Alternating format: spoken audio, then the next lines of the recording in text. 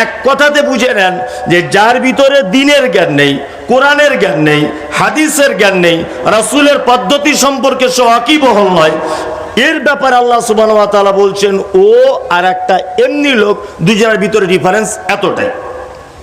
এটা একটা আয়াত হলো। দুই, আল্লাহ তাআলা এই বিষয়ে অন্য এক জায়গায় আয়াত বলছেন, কুল হাল ইয়াস্তাবিল আমা ওয়াল বাসীর ওয়াদ-দুলুমাতি ওয়ান-নূর, নিশ্চয়ই শিক্ষিত লোক চক্ষু বিশিষ্ট আর অশিক্ষিত লোক অন্ধের মতো। বলুন এখানে আল্লাহ কি বোঝাতে চেয়েছেন? তার মানে বোঝা গেল যাদের ভিতরে দ্বীনের জ্ঞান আছে এরা শিক্ষিত লোক আল্লাহর ভাষা অনুযায়ী। যাদের ভিতরে দ্বীনের জ্ঞান নেই এ লোকটা আল্লাহর কাছে কিছুই জানে না, তাই তো? এবার আপনাকে একটা মেইন জায়গায় এসে বোঝানোর চেষ্টা করছি, আমার থেকে আপনি অনেক সিনিয়র, শিক্ষার সিনিয়র, বয়সের সিনিয়র, অর্থের সিনিয়র, সব কিছু সিনিয়র, তারপরেও আপনি আমার কথাটা দেখুন আপনার মনে কেমন লাগছে। প্রথম আল্লাহ তাআলা বলছে যারা জানে যারা জানে না এরা দুজন সমান নয়। দুই, তারপরে বলছে যারা এটাকে জানে এরা চোখওয়ালা লোকের মতো, যারা এটা জানে না এরা তারা অন্ধে লোকের মতো। আমি মমতাজুল ইসলাম, আমি দুই চোখের অন্ধ। জাস্ট বোঝানোর জন্য বলছি, আল্লাহর কসম উনি আমার বাপের বয়সীর মানুষ, ওনাকে আমি কিছু মনে করে না, ওনার ছেলে আমার খুব ভালো বন্ধু, ছাত্র জীবন থেকে ওনার আমি ভক্ত। হাফেজ নজরুল সাহেব উনি দুই চোখে দেখতে পান না, আমি ওনার হাতে একটা লাঠি মানে লাইট দিলাম, খুব তেজালো লাইট। এই লাইটটা দিয়ে বললাম, হাফেজ নজরুল সাহেব আপনি এই 10টা লোককে একটু মেন রোডে তুলে দেন, রাতে ওরা দেখতে পাবে না কোথায় জমির আলে টালে পড়ে যাবে, আপনার দায়িত্ব, আপনি লাইটটা জেলে একটু দয়া করে রাস্তায় পৌঁছে দেন। আচ্ছা বলুন তো, এই লাইট নিয়ে ওই 10 জন সুস্থ মানুষকে ওই মেন রোড পর্যন্ত পৌঁছাতে হাফেজ নজরুল সাহেবের পক্ষে সম্ভব না অসম্ভব? সম্ভব না অসম্ভব? অসম্ভব। হাফেজ নজরুল সাহেবের লাইটই বাকি, রাতই বাকি, সব সময়তেই একই। আগেই বলেছি যে উনি আমার বাপের বয়সের মানুষ, উনি কিছু মনে করবেন না। তাহলে বোঝা গেল যে অন্ধ মানুষের কাছে যদি লাইট দিয়ে দেওয়া হয় তাহলে সে কখনো সঠিক রাস্তা দেখাতে পারে না। আজকে মাদ্রাসা মসজিদ, আল্লাহর ভাষাতে যারা অন্ধ, যাদের দ্বীনের জ্ঞান নেই, মাদ্রাসা মসজিদ যাদেরকে মূল দায়িত্ব দেওয়া হয়েছে, আল্লাহর ভাষাতে এরা প্রত্যেক মানুষ, অধিকাংশ মানুষ অন্ধ, কারোর ভিতরে দ্বীনের জ্ঞান নেই। 900 গ্রামের বেশি টাকাওয়ালা, 900 গ্রামের সব থেকে ক্ষমতাবান মানুষ, 9 গ্রামের সব থেকে মানে কি বলবো বিচক্ষণ মানুষ রাজনৈতিক ব্যাপারে, এইরকম লোককে টেনে এনে আমরা মাদ্রাসা মসজিদের দায়িত্ব দিয়ে দিয়েছি। আর একটা সাইকুল হাদিসকে বলছে আপনি এটা করবেন ওটা করবেন না, আরে সমাজ অধঃপতনের তলদেশে চলে যাবে। কি আশ্চর্য ব্যাপার! একজন সাধারণ, মুখে দাড়ি নেই, পাঞ্জাবি নেই, গাঁঠের নিচে কাপড়, এই লোকটাকে দায়িত্ব দেওয়া হচ্ছে দিনের আলো যেখান থেকে মানুষ পাবে, মাদ্রাসা মসজিদ, এই জায়গাটা পরিচালনা করবে কে? না আল্লাহর ভাষাতে যে অন্ধ সে। আশ্চর্য ব্যাপার, কি ব্যাপার নয়? হ্যাঁ, এই কথাগুলো যখনই আমি বলবো তখন বলবে যে এই বক্তাকে না আনাই ভালো ছিল, তোমার জলসাতে আমার আসার দরকার নাই। হ্যাঁ, তোমার আসাতে আমার জলসায়, তোমার রুজি আমার রুজি তোমার হাতে নেই। পৃথিবী অনেক বড়, কি বলছি বুঝতে পারছেন না? এই বাস্তব কথাগুলো তুলে ধরি বলে সোশ্যাল মিডিয়াতে মানুষ এত গালাগালি করছে আমাকে, কিন্তু আপনি আমার কথা কেটে দেন তো দেখি যে এই পর্যন্ত যা কথা বলেছেন এই জায়গাটা ভুল বলে দিলেন।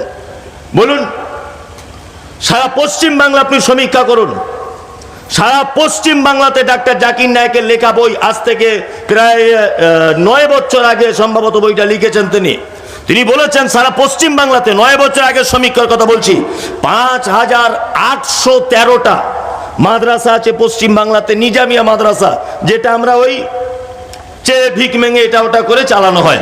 5813টা, বেশি কম হতে পারে, এটা হাদিসের কথা নয় যে পাপ হয়ে যাবে। নাম্বার 2, সরকার চালায়, অর্থাৎ সিনিয়র বা হাই মাদ্রাসা এরকম আছে 550 মতো, কম বেশি হতে পারে। এই 550 মাদ্রাসা সরকারের অধীনে থাকে, আর 5813টা মাদ্রাসা আমরা চালাই, জনগণের সরকার। আপনি বলুন, সারা পশ্চিম বাংলাতে যত বড় বড় মাদ্রাসা আছে, পশ্চিম বাংলার কথা বলছি, সারা পশ্চিম বাংলার মাদ্রাসাগুলিতে ছাত্র পড়াশোনা করার পরেও হয় না। ভালো আলেম হতে গেলে যেতে হয় কোথায়? মাদ্রাসা পড়া কেউ আছেন? ওই উত্তরপ্রদেশে যেতে হয়, দিল্লি যেতে হয়, সাহারানপুরে যেতে হয়, কাউকে মুম্বাই যেতে হয়, কাউকে মোয়ে ছুটতে হয়, হয় কি হয় না? তার মানে পশ্চিম বাংলাতে একটা এইরকম কোন প্রতিষ্ঠান নেই এই 5,500 মাদ্রাসার ভিতরে যেখানে ছাত্র তৈরি করে ওই মাদ্রাসায় বুখারীর দার্স দিবে, এরকম কোন মাদ্রাসা খুঁজে পাওয়া যাবে না, ইল্লা মাশাআল্লাহ একটু দূর থাকতে পারে। এর কারণ কি? নাম্বার 2, সারা পশ্চিম বাংলায় যত মিশনগুলি আছে, সমস্ত মিশনগুলি আপনি তাকিয়ে দেখুন, আজকে 1 তলা, কালকে 2 তলা, তারপরের দিন 10 তলা। আর মাদ্রাসাগুলো সারা জীবন, ওগো আল্লাহ দয়াময় দয়ারি সাগর, আল্লাহ জান্নাতে ভরে দাও, 5,000 টাকা দিল, এই চলছে কি চলছে না? কোটি কোটি টাকা মুসলিমরা তাদের নিজস্ব টাকা দান করেছে।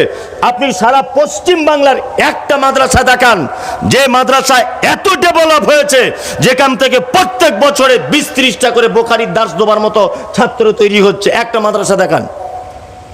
আছে? কোন ডেভেলপ আছে? নেই। কারণ কি? কারণ মিশনগুলো যারা পরিচালনা করে এরা হচ্ছে জেনারেল শিক্ষিত লোক, তারা ওই ব্যাপারটা ভালো জানে, কোন মাস্টার কোন সাবজেক্টের জন্য লাগবে, কোন ছাত্রকে কোন মাস্টারের কাছে ফেলতে হবে, এটা তারা জানে, কারণ তারা সেই লাইনের লোক। আর আমাদের মাদ্রাসাগুলি যাদেরকে দিয়ে পরিচালনার দায়িত্ব দেওয়া হচ্ছে, এরা ওই ব্যাপারে জানেই না কিছু, যে কোন আলেমকে দিয়ে বুখারী পড়াতে হবে, কাকে কোন ছাত্র দিতে হবে, কাকে কার হাতে কি দায়িত্ব দিতে হবে, বলুন তো জানে? আমি মমতাজুল ইসলাম, আমি জীবনে ফুটবল খেলি না, কোনোদিন ফুটবল খেলিনি। তা আপনাদের গ্রামে এসেছি, দেখছি একটা 16 দলীয় ফুটবল টুর্নামেন্ট চলছে। তা আমি গাড়ি থেকে নামলাম, গ্রামের সবাই আমার পরিচিত, আমার ভক্ত, এসে আমাকে গলা জড়িয়ে বলছে, আসসালামু আলাইকুম, আপনি মমতাজুল সাহেব? ইয়েস, মমতাজুল সাহেব। তো বলছে, এক কাজ করুন, আজকে যাদেরকে রেফারি হিসেবে এনেছি ওদেরকে আজকে লাগানোর দরকার নেই, হুজুর আপনি আজকে রেফারিটা করুন। আমি জীবনেও কিন্তু ফুটবল খেলা বুঝি না, অফসাইড কি করে হয় জানি না, যে থ্রো কিভাবে করতে হয় জানি না, কিভাবে গোল হয় এটা বুঝি না, কত দূর থেকে হাত দিয়ে বল ধরা যাবে এটাও জানি না, হ্যান্ডবল কাকে বলে এটাও আমি জানি না। তা আমার হাতে রেফারিটা করার জন্য বাঁশি তুলে দেওয়া হলো। আচ্ছা বলুন তো, 16 দলের খেলা শেষ পর্যন্ত পৌঁছাবে না 10-12টা প্লেয়ার সঙ্গে সঙ্গে জঙ্গিপুর মহকুমা হাসপাতালে ভর্তি হয়ে যাবে? কোনটা? সঙ্গে সঙ্গে ভর্তি হয়ে যায় মারামারি করে। কারণ আমার খেলা সম্পর্কে কোনো কিছুই জানা নেই, আমি ভুল জায়গাতে বাঁশি বাজিয়ে দেবো। কি বলছি বুঝতে পারছেন না? আমি মমতাজুল ইসলাম, আপনি আমাকে স্টেজে তুলুন বক্তব্য দেওয়ার জন্য, আপনি বল খেলার মাঠে কেন আমাকে লাগালেন? আমি তো ওই জায়গার জন্য নয়। হ্যাঁ, উনি রিটায়ার্ড করেছেন হাই স্কুল থেকে, উনি হাই স্কুল থেকে অঙ্কের টিচার ছিলেন। আরে অঙ্কের টিচার ছিলেন, উনি অঙ্ক ভালো বোঝেন, হিসাবের জন্য শুধু ওনাকে রাখুন। আর মাদ্রাসার যার আঙুল ঘোরানীতি চলবে, তিনাকে হতে হবে দিনের ব্যাপারে জ্ঞানী মানুষ, এটা মাথায় রাখতে হবে। এই ভুলগুলো আপনার বাপ দাদু করে এসেছে, আপনিও করছেন, মারাত্মক বিপদে পড়ে যাবেন আগামী দিন। আমি মমতাজুল ইসলাম আপনাকে কথা বলে রেখে যাচ্ছি, আমার মায়ের হিসাব অনুযায়ী আমার 32 বছর বয়স চলছে, আমার 32 বছর বয়সের মধ্যে 10-12 বছর বয়স বাড়িতে কেটে গেছে, বাকি জীবন সমাজে কেটেছে। এতে আমার যা অভিজ্ঞতা, আমার নিজস্ব যে এক্সপিরিয়েন্স, এই পর্যন্ত যা বললাম, আপনার মনে কি হলো? কথাটা বাস্তব বললাম না অবাস্তব? আপনার কি মনে হলো, বাস্তব না অবাস্তব? একেবারেই। আর এটাও একটা কথা বলি, কাউকে আবার সেক্রেটারি না হলে দেখছি গোপ ফুলিয়ে বসে আছে, বলছে দান করবো না, তাই না? আমি জানি গ্রামের মেম্বার পঞ্চায়েতের দায়িত্ব না পেলে লোক রাগ করে, কারণ ওখানে কিছু মাল পানি খাওয়ার ব্যাপার থাকে। যদি আপনাদের এলাকার পঞ্চায়েত প্রধানরা খায় না, আমাদের অধিকার খায়।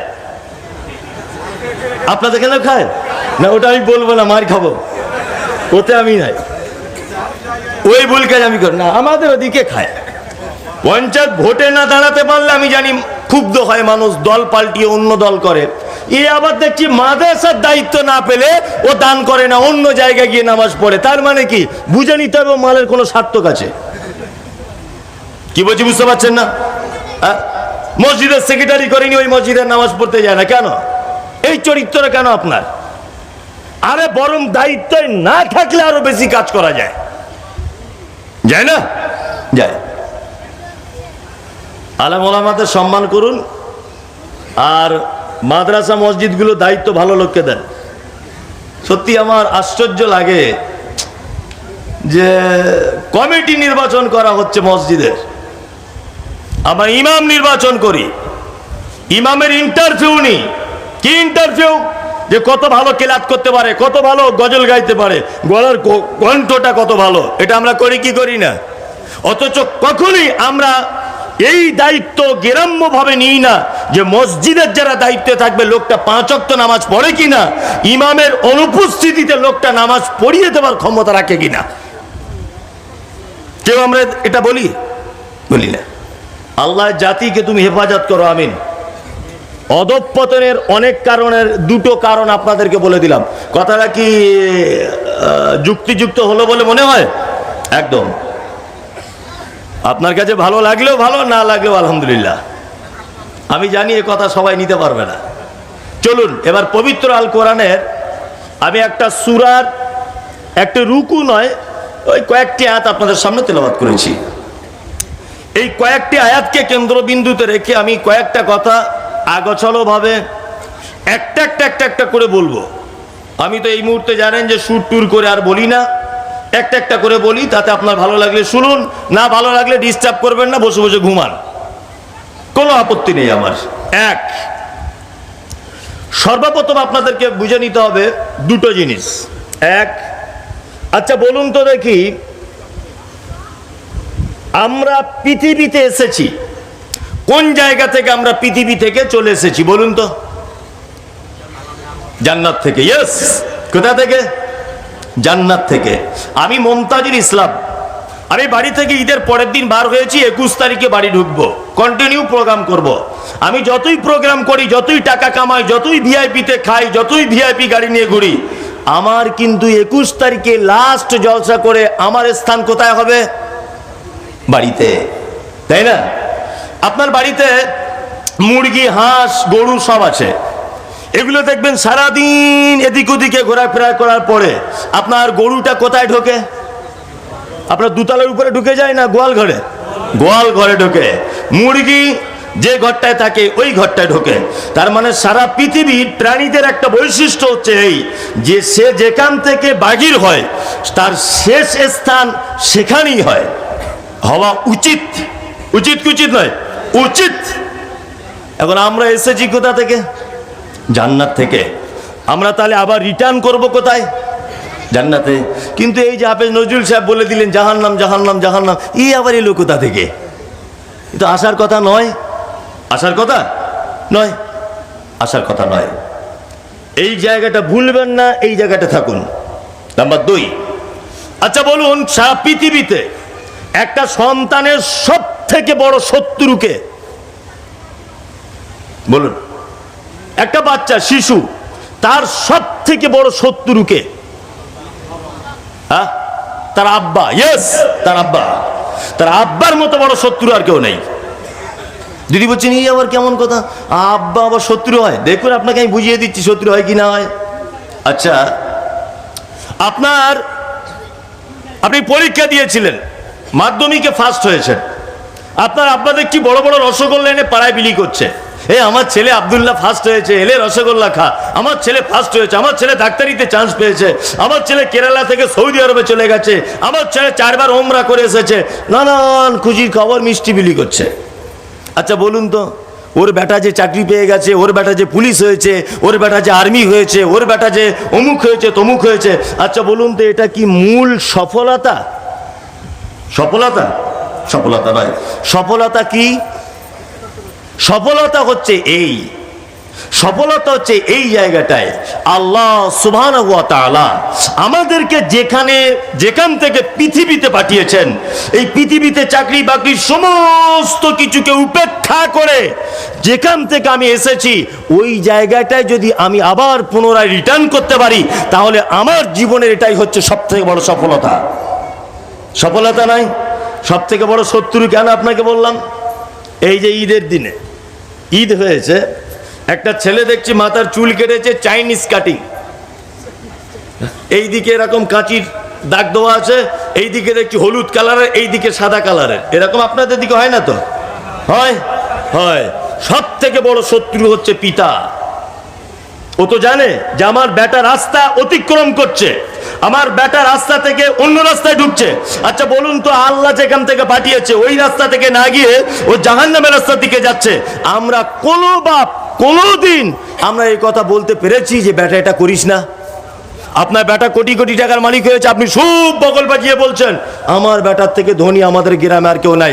কোনোদিন আপনার বেটাকে বলেছেন বেটা এটা সফলতা নয়, তুমি আজকে 1 কোটি টাকার মালিক হয়েছো, 2.5 লক্ষ টাকা তোমাকে পারিয়ার জাকাত দেওয়া লাগবে, তাহলেই তোমার জীবনের সফলতা আসবে? একটা বাপ বলুন আমি আমার বেটাকে বলে দিয়েছি? বলতে পেরেছি? পারিনি। একটা বাপও আমরা বলতে পারিনি। তার মানে বোঝা গেল এই পর্যন্ত বর্তমান বাজারে একটা সন্তানের সব থেকে বড় শত্রু তার বাপ আর মা। ভালো মন্দটা বলে দিতে পারে না, কোন রাস্তা দিতে হবে আমাদের সেই রাস্তা বলে দিতে পারে না। শত্রু কি শত্রু নয়? সব থেকে বড় শত্রু। তার ভিতরে আমিও একজন, আপনিও একজন। আমি পবিত্র আল কোরআনের যে আয়াতগুলি বলেছি এর ভিতরে বলবো যে সফলতা পেয়েছে কারা আর পাবি বা কারা, এই ব্যাপারে 2-4টে কথা আপনাদেরকে বলে বক্তব্য শেষ করব। এক, আমি যে সূরাটার প্রথমে বলেছি সেটা হচ্ছে সূরা বাকারা। এই সূরার অনেক তাৎপর্য গুরুত্বপূর্ণ ব্যাপার হাদিসে বর্ণিত হয়েছে। তার মধ্যে একটা হচ্ছে এই, রাসূলুল্লাহ বলেছেন কেউ যদি সূরা বাকারা বাড়িতে তেলাওয়াত যদি করে তাহলে তার বাড়িতে শয়তান প্রবেশ করে না।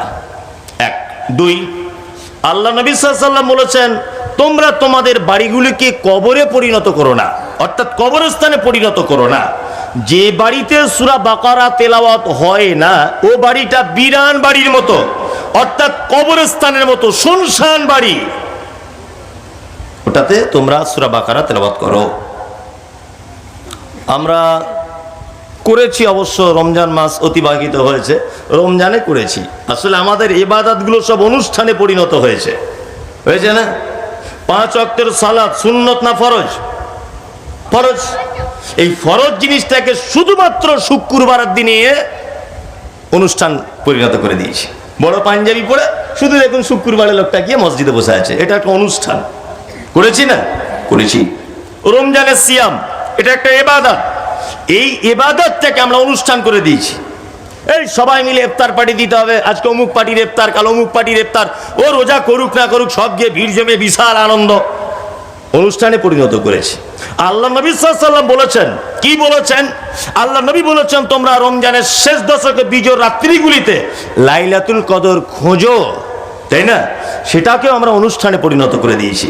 কোন মসজিদে বলছে 23-এর রাতে আমরা একদম ডিসিশন নিয়ে নিয়েছি, কেউ কেউ বলছে 25-এর রাতে, কেউ বলছে 21-এর রাত, কেউ বলছে 27-এর রাত, কেউ বলছে 29-এর রাত। একেবারে ঢোল তবলা নিয়ে 4টে গরু জবাই করে বিরিয়ানি করে। আপনাদের দিকে হয় না? কলকাতার দিকে হয়, হয় কি হয় না? আপনাদের দিকেও হয়? বিশাল একটা দিনকে নির্দিষ্ট করে ওটা অনুষ্ঠানে পরিণত করে দিয়েছি, করে দিয়েছি না? ঠিক তেমন কোরআন মাজিদ তেলাওয়াত করাটাকেও আমরা অনুষ্ঠানে পরিণত করে দিয়েছি। বৌমা নতুন এসেছিল, বাড়িতে একটা কোরআন ওর আব্বা মারা দিয়েছিল, সেই যে বৌমা ভালো কাপড়ে জড়িয়ে রেখেছে, কবে রমজান মাস আসবে বৌমা জোহরের গোসল করে তবেই কোরআনটা নিয়ে বসবে। 11 মাস বৌমা সিরিয়ালে ব্যস্ত থাকে, ও খোলার টাইম পায় না। এটা একটা অনুষ্ঠান ভেবেছে, ভেবেছে কি ভাবেনি? ভেবেছে। আমি পবিত্র আল কোরআনের সূরা বাকারা এর আয়াত আমি একটা একটা করে, এটা আমার মুখস্থ, তবু আমার সিরিয়াল বাই বলতে যাতে সুবিধা হয় ওই জন্য কোরআন মাজিদটা দেখে দেখে আপনার সামনে বলছি। এর ভিতরে যে কত তথ্য ভরা আছে আপনি অবাক হয়ে যাবেন, বিস্ময় অভিভূত হবেন যে এইসব কথাগুলো আপনি বলছেন কোথা থেকে। 1, বিসমিল্লাহির রহমানির রহিম। আল্লাহ বলছেন আলিফ লাম মিম। পবিত্র আল কোরআনে 29টি সূরার ভিতরে এরকম শব্দগুলি দেখতে পাওয়া যায়। 1, তাহা, ইয়াসিন, কফ, কাফ হা, আলিফ লাম র, এরকম 29টি সূরার ভিতরে এইগুলো দেখতে পাওয়া যায়, এই শব্দগুলো। এগুলোকে আলেম ওলামাদের ভাষাতে বা হাদিসের ভাষাতে বলা হয় হুরুফে মুকাত্তাআত, অর্থাৎ বিচ্ছিন্ন অক্ষরমালা। এর ব্যাখ্যা বিশ্লেষণ নবী মুহাম্মদ সাল্লাল্লাহু আলাইহি ওয়াসাল্লাম তিনি করেননি, আমিও মুমতাজুল ইসলাম করছি না। সাহাবা একরামগণ করেননি, তাবিগণ করেননি, মুহাদ্দিসগণ করেননি, ইমামগণ করেননি, কেউ এ ব্যাপারে কলম চালায়নি, আমিও চালাচ্ছি না, আল্লাহ বেহেতার জানে। নাম্বার 2, আল্লাহ তাআলা বলছেন যালিকাল কিতাব লা রাইবা ফীহি হুদাল লিল মুত্তাকিন। যালিকা বাংলাতে দুটো কথা আছে, একটা হচ্ছে এই, একটা হচ্ছে ওই। এই শব্দটা কাছের মানুষের জন্য ব্যবহার হয়, আর ওইটা দূরের জন্য ব্যবহার হয়। আরবিতে ঠিক ওই রকম একটা শব্দ আছে। এইখানে একটা কুকুর, আরবিতে যদি বলি তাহলে বলতে হবে হাযা কালবুন, এই একটা কুকুর। এই কুকুরটা যদি প্যান্ডেলের ওই দিকে থাকে আমরা কি বলবো? যালিকা কালবুন, ওই একটা কুকুর। আল্লাহ সুবহানাহু ওয়া তাআলা বলছেন যালিকাল কিতাব, ওই কিতাবে কোনো সন্দেহ নেই। কিতাব তো এইটা, কোরআন এইটা না? অথচ আল্লাহ বলছে যালিকাল কিতাব, ওই কিতাবে কোনো সন্দেহ নেই। এইখানে একটা মারাত্মক তথ্য লুকিয়ে আছে, তথ্যটা আপনাকে দেওয়ার চেষ্টা করি। নাম্বার 1, আচ্ছা বলুন, কোরআন মাজিদ অবতীর্ণ হওয়ার আগে কোরআন কোথায় রাখা ছিল? কথা বলুন। লাউহে মাহফুজ। এটা আলেম ওলামারা বলেছে কি জানি না, তবে আমি অনেক আগেই থেকে কথা বলছি। আচ্ছা, লাউহে মাহফুজ বলতে আপনি কি বুঝেছেন এতদিন? বলুন, লাউহে মাহফুজ বলতে আপনি কি বোঝেন? আপনি লাউহে মাহফুজ মানে বক্তব্য শুনেছেন বন্ধুরা আমার। লাউহে মাহফুজ মানে এমন একটা ঘর, যে ঘরের ভিতরে কোরআন একেবারে রাখা ছিল। শুনেছে কি শোনেনি? আর কিছুই বুঝে নাও। আসলে লাউহে মাহফুজ মানে সংরক্ষিত স্থান। এটা কেমন আপনাকে বোঝাই। আমি মুমতাজুল ইসলাম খুব ভালো ছবি আঁকতে পারি, ধরে নেন, খুব ভালো। আমার কাছে একটা রং, একটা তুলি দেওয়া হলো, আর বলা হলো যে তুমি এই ব্ল্যাকবোর্ডে একটা শিশুর ছবি আঁকো। আচ্ছা বলুন তো, শিশু বলতে নারী এবং পুরুষ উভয় লিঙ্গকে বোঝায় কি বোঝায় না? বোঝায়, তাই তো? আমি রং আর তুলিটা হাতে নিয়ে মনে মনে ভাবছি, শিশুটা ঘুমিয়ে আছে এরকম করে আঁকবো, না বসে পায়খানা করছে এরকম আঁকবো, না শিশুটা দৌড়াচ্ছে এরকম আঁকবো, না পাপ্পুতে করে দুধ পান করছে এইটা আঁকবো, না শিশুটা ঘুমিয়ে আছে মায়ের কোলে এটা আঁকবো। আচ্ছা বলুন তো, রং তুলিটা হাতে নেওয়ার সাথে সাথেই আমার মনের মণিকোঠাতে, আমার হৃদয়ের অ্যালবামে অলরেডি একটা ছবি আঁকা হয়ে যাবে কি যাবে না? যাবে, যাবে। এইটার নাম হচ্ছে লাউহে মাহফুজ। জি, মানে আল্লাহ সুবহানাহু ওয়া তাআলা সারা পৃথিবী সৃষ্টি করার জন্য যা কিছু পরিকল্পনা করেছিলেন, কোথায় কোন নবীকে পাঠাবেন, ওই যে 1 তারিখে মুমতাজুল ইসলাম অমুক গ্রামে জলসায় যাবে, তার আগে বক্তব্য রাখবেন হাফেজ নজরুল সাহেব, তারও আগে একজন বক্তব্য রাখবেন, তার নাম তানভীর আলম, জলসা সভাপতি করবেন ওই আপনার ইচাখালী মাদ্রাসার শিক্ষক, আর একজন বক্তা হিসেবে থাকবেন মুমতাজুল ইসলাম, ওই এই টাইমে পৌঁছাবে, এই কথা বলবে। এই টোটাল পরিকল্পনা আল্লাহ সুবহানাহু ওয়া তাআলা যা কিছু করে রেখে দিয়েছিলেন, এই টোটাল পরিকল্পনার জগৎটার নাম হচ্ছে লাউহে মাহফুজ। ওই জন্য এবার আপনাকে আবার বলছি, পবিত্র আল কোরআন একেবারে অবতীর্ণ হয়েছে না দীর্ঘ টাইম, অর্থাৎ 23 বছর যাবত টাইম লেগেছে। কোনটা? 23 বছর। এইবার একটা আরেকটা কথা বলে দিই, এই যে আল্লাহ তাআলা বলছেন আলিফ লাম মিম যালিকাল কিতাব, ওই কিতাবে কোনো সন্দেহ নেই। ওই কিতাব বলতে ওই যে লাউহে মাহফুজে এখনো যেগুলো অবতীর্ণ হতে বাকি রয়েছে, যেটা অবতীর্ণ হয়ে গেছে এইটাতে তো সন্দেহ নেই। আল্লাহ তাআলা আবার বলছেন যেটা এখনো অবশিষ্ট ওইটাতেও কোনো সন্দেহ নেই। এর আর একটা ব্যাখ্যা এইভাবে হতে পারে, পবিত্র আল কোরআন আসার আগে আরো 3টি কিতাব এসেছিল, এটা আপনার জানা আছে? আছে। তবে এই 3টি কিতাব সম্পর্কে আপনাদের একটু জানিয়ে দিই। 1 তাওরাত, 2 জাবুর, 3 ইনজিল। পবিত্র আল কোরআন বিভিন্ন প্রেক্ষাপট, বিভিন্ন কারণে, বিভিন্ন পদ্ধতিতে, বিভিন্ন সময়ে দীর্ঘ লং টাইম 23 বছর যাবত হযরত মুহাম্মদ সাল্লাল্লাহু আলাইহি ওয়াসাল্লামের উপর অবতীর্ণ করা হয়েছে। তাওরাত লং টাইম নয়, একদিনে একেবারেই নবীজিকে দান করে দেওয়া হয়েছে। ইনজিল একই দিনে ঈসা আলাইহিস সালামকে দিয়ে দেওয়া হয়েছে। জাবুর একই দিনে দাউদ আলাইহিস সালামকে দিয়ে দেওয়া হয়েছে। দীর্ঘ টাইম লাগানো হয় নি। একটু ধারণা দিয়ে দিলাম। আল্লাহ বলছেন জালিকাল কিতাব লা রাইবা ফি হুদাল লিল মুত্তাকিন। এই কোরআনের ভিতরে কোনো সন্দেহ আছে? কারণ মনে হচ্ছে যে সন্দেহ আছে বলে মনে হয়? আরে সন্দেহ তো দূরের কথা, সারা পৃথিবীতে এর মতো সঠিক বিচার পদ্ধতি, এর মতো জীবনযাপন, এর মতো সুস্পর্শ হেদায়েতের কিতাব আর দ্বিতীয় একটাও নেই। আছে? নাই। যদি বলছেন তার প্রমাণ, এই দেখুন আপনাকে দুটো একটা জিনিস দুনিয়াবি দৃষ্টান্ত দিই। এক, এই যে ছেলেটা বসে আছে আমার বাম দিকে, আমার বাম দিকে এই ছেলেটা যে বসে আছে, এই ছেলেটার বাড়ি হচ্ছে বীরভূম জেলাতে, বীরভূম জেলা বাড়ি। এদেরই গ্রামের একটা ছেলে, এদেরই গ্রামের, এদের পাড়াতেই বাড়ি। কিছুদিন আগে প্রথম লকডাউনের সময় এনআইএ মাওবাদী বলে, বাংলাদেশি বলে ছেলেটার নাম রেজাউল, তাকে অ্যারেস্ট করেছে। কোথা থেকে? না, কলকাতা যাচ্ছিল ছেলেটা কাজে, তাকে ডানকুনি থেকে বাস থেকে স্পেশাল পুলিশ ফোর্স দিয়ে তাকে অ্যারেস্ট করে দীর্ঘ 3-3.5 বছর যাবৎ জেল খেটে এসেছে।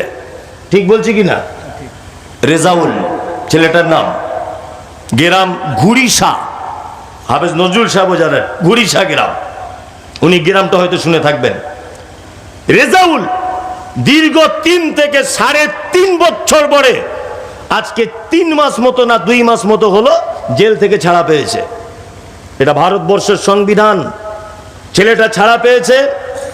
লাস্ট পর্যন্ত কি হলো? লাস্ট পর্যন্ত তাকে এটা রিপোর্ট করা হয়েছে বা এটা কোর্ট থেকে জানানো হয়েছে। 3.5 বছর পরে বলছে এই রেজাউল নয়, অন্য রেজাউল। 3.5 বছর পরে বলা হচ্ছে ভুল করে একে ধরা হয়েছে। একদম রাইট, আপনি তো ভালো জানেন। আপনার ছাত্র 3.5 বছর পরে বলছে এই রেজাউল নয়, অন্য রেজাউল। কি বুঝলেন আপনি? এর নাম মানুষের তৈরি করা সংবিধান। এমন এক সংবিধান যে একটা মানুষকে দোষী সাব্যস্ত করতে টাইম লেগেছে 3.5 বছর, তারপরে বলছে নির্দোষ। এটা মানুষের তৈরি করা বিধান। তাই এবার আপনাকে একটা কথা বলি, কোরআন সন্দেহ তো দূরের কথা, সারা পৃথিবীতে যত কিতাব রয়েছে, সারা পৃথিবীতে যত বিধান রয়েছে, এর থেকে আশ্চর্য আর কোনো বিধান নেই। জ্বলন্ত প্রমাণ, আপনাকে একটা প্রমাণ দেখাই, খুব মনোযোগ দিয়ে শুনুন। পবিত্র আল কোরআনে একটা আয়াত রয়েছে, আয়াতটা স্মরণে আসছে না, যাই হোক। আল্লাহ সুবহানাহু ওয়া তাআলা বলছেন, খুব প্রসিদ্ধ আয়াত কিন্তু মনে আসছে না। আল্লাহ তাআলা বলছেন চোর নারী হোক আর চোর পুরুষ হোক তাকে হাত কেটে দাও। এটা কোরআনে আছে তো? আছে না নেই? আছে। শুনেছেন তো? আছে নেই আপনার জানা দরকার। শুনেছেন? শুনেছেন। চোর নারী হোক আর পুরুষ হোক তার হাত কেটে দাও। এবার আপনি আমার যুক্তি সম্পন্ন কথাটা এবার শুনুন। এক, আচ্ছা আল্লাহ সুবহানাহু ওয়া তাআলা বললেন চোরের হাত কেটে দাও। আমি মুমতাজুল ইসলাম, আমার যদি দুটো হাত কেটেই যদি দেওয়া হয়, আমি চোর। আচ্ছা বলুন তো, আমি অন্য কাউকে দিয়েও চুরি করাতে পারবো কি পারবো না? পরামর্শটা দিতে পারবো তো? পারবো না? নেই, যা ওইখানে ভালো মাল আছে গিলিয়ে পালে আয়, এটা বলতে পারবো কি পারবো না? পারবো। আল্লাহ এটা বললেন না যে চোখ দুটো ধরে এরকম কুঞ্চি দিয়ে গর্ত করে দাও, যে চোখগুলো কানা করে দাও বা অন্ধ করে দাও? আল্লাহ এটা বলতে পারতেন, তাহলে ও পৃথিবীর আর কিছু দেখতে পারতো না, পরামর্শ দিতে পারতো না। দেখবে তবেই তো চুরির পরিকল্পনা করবে, তাই না?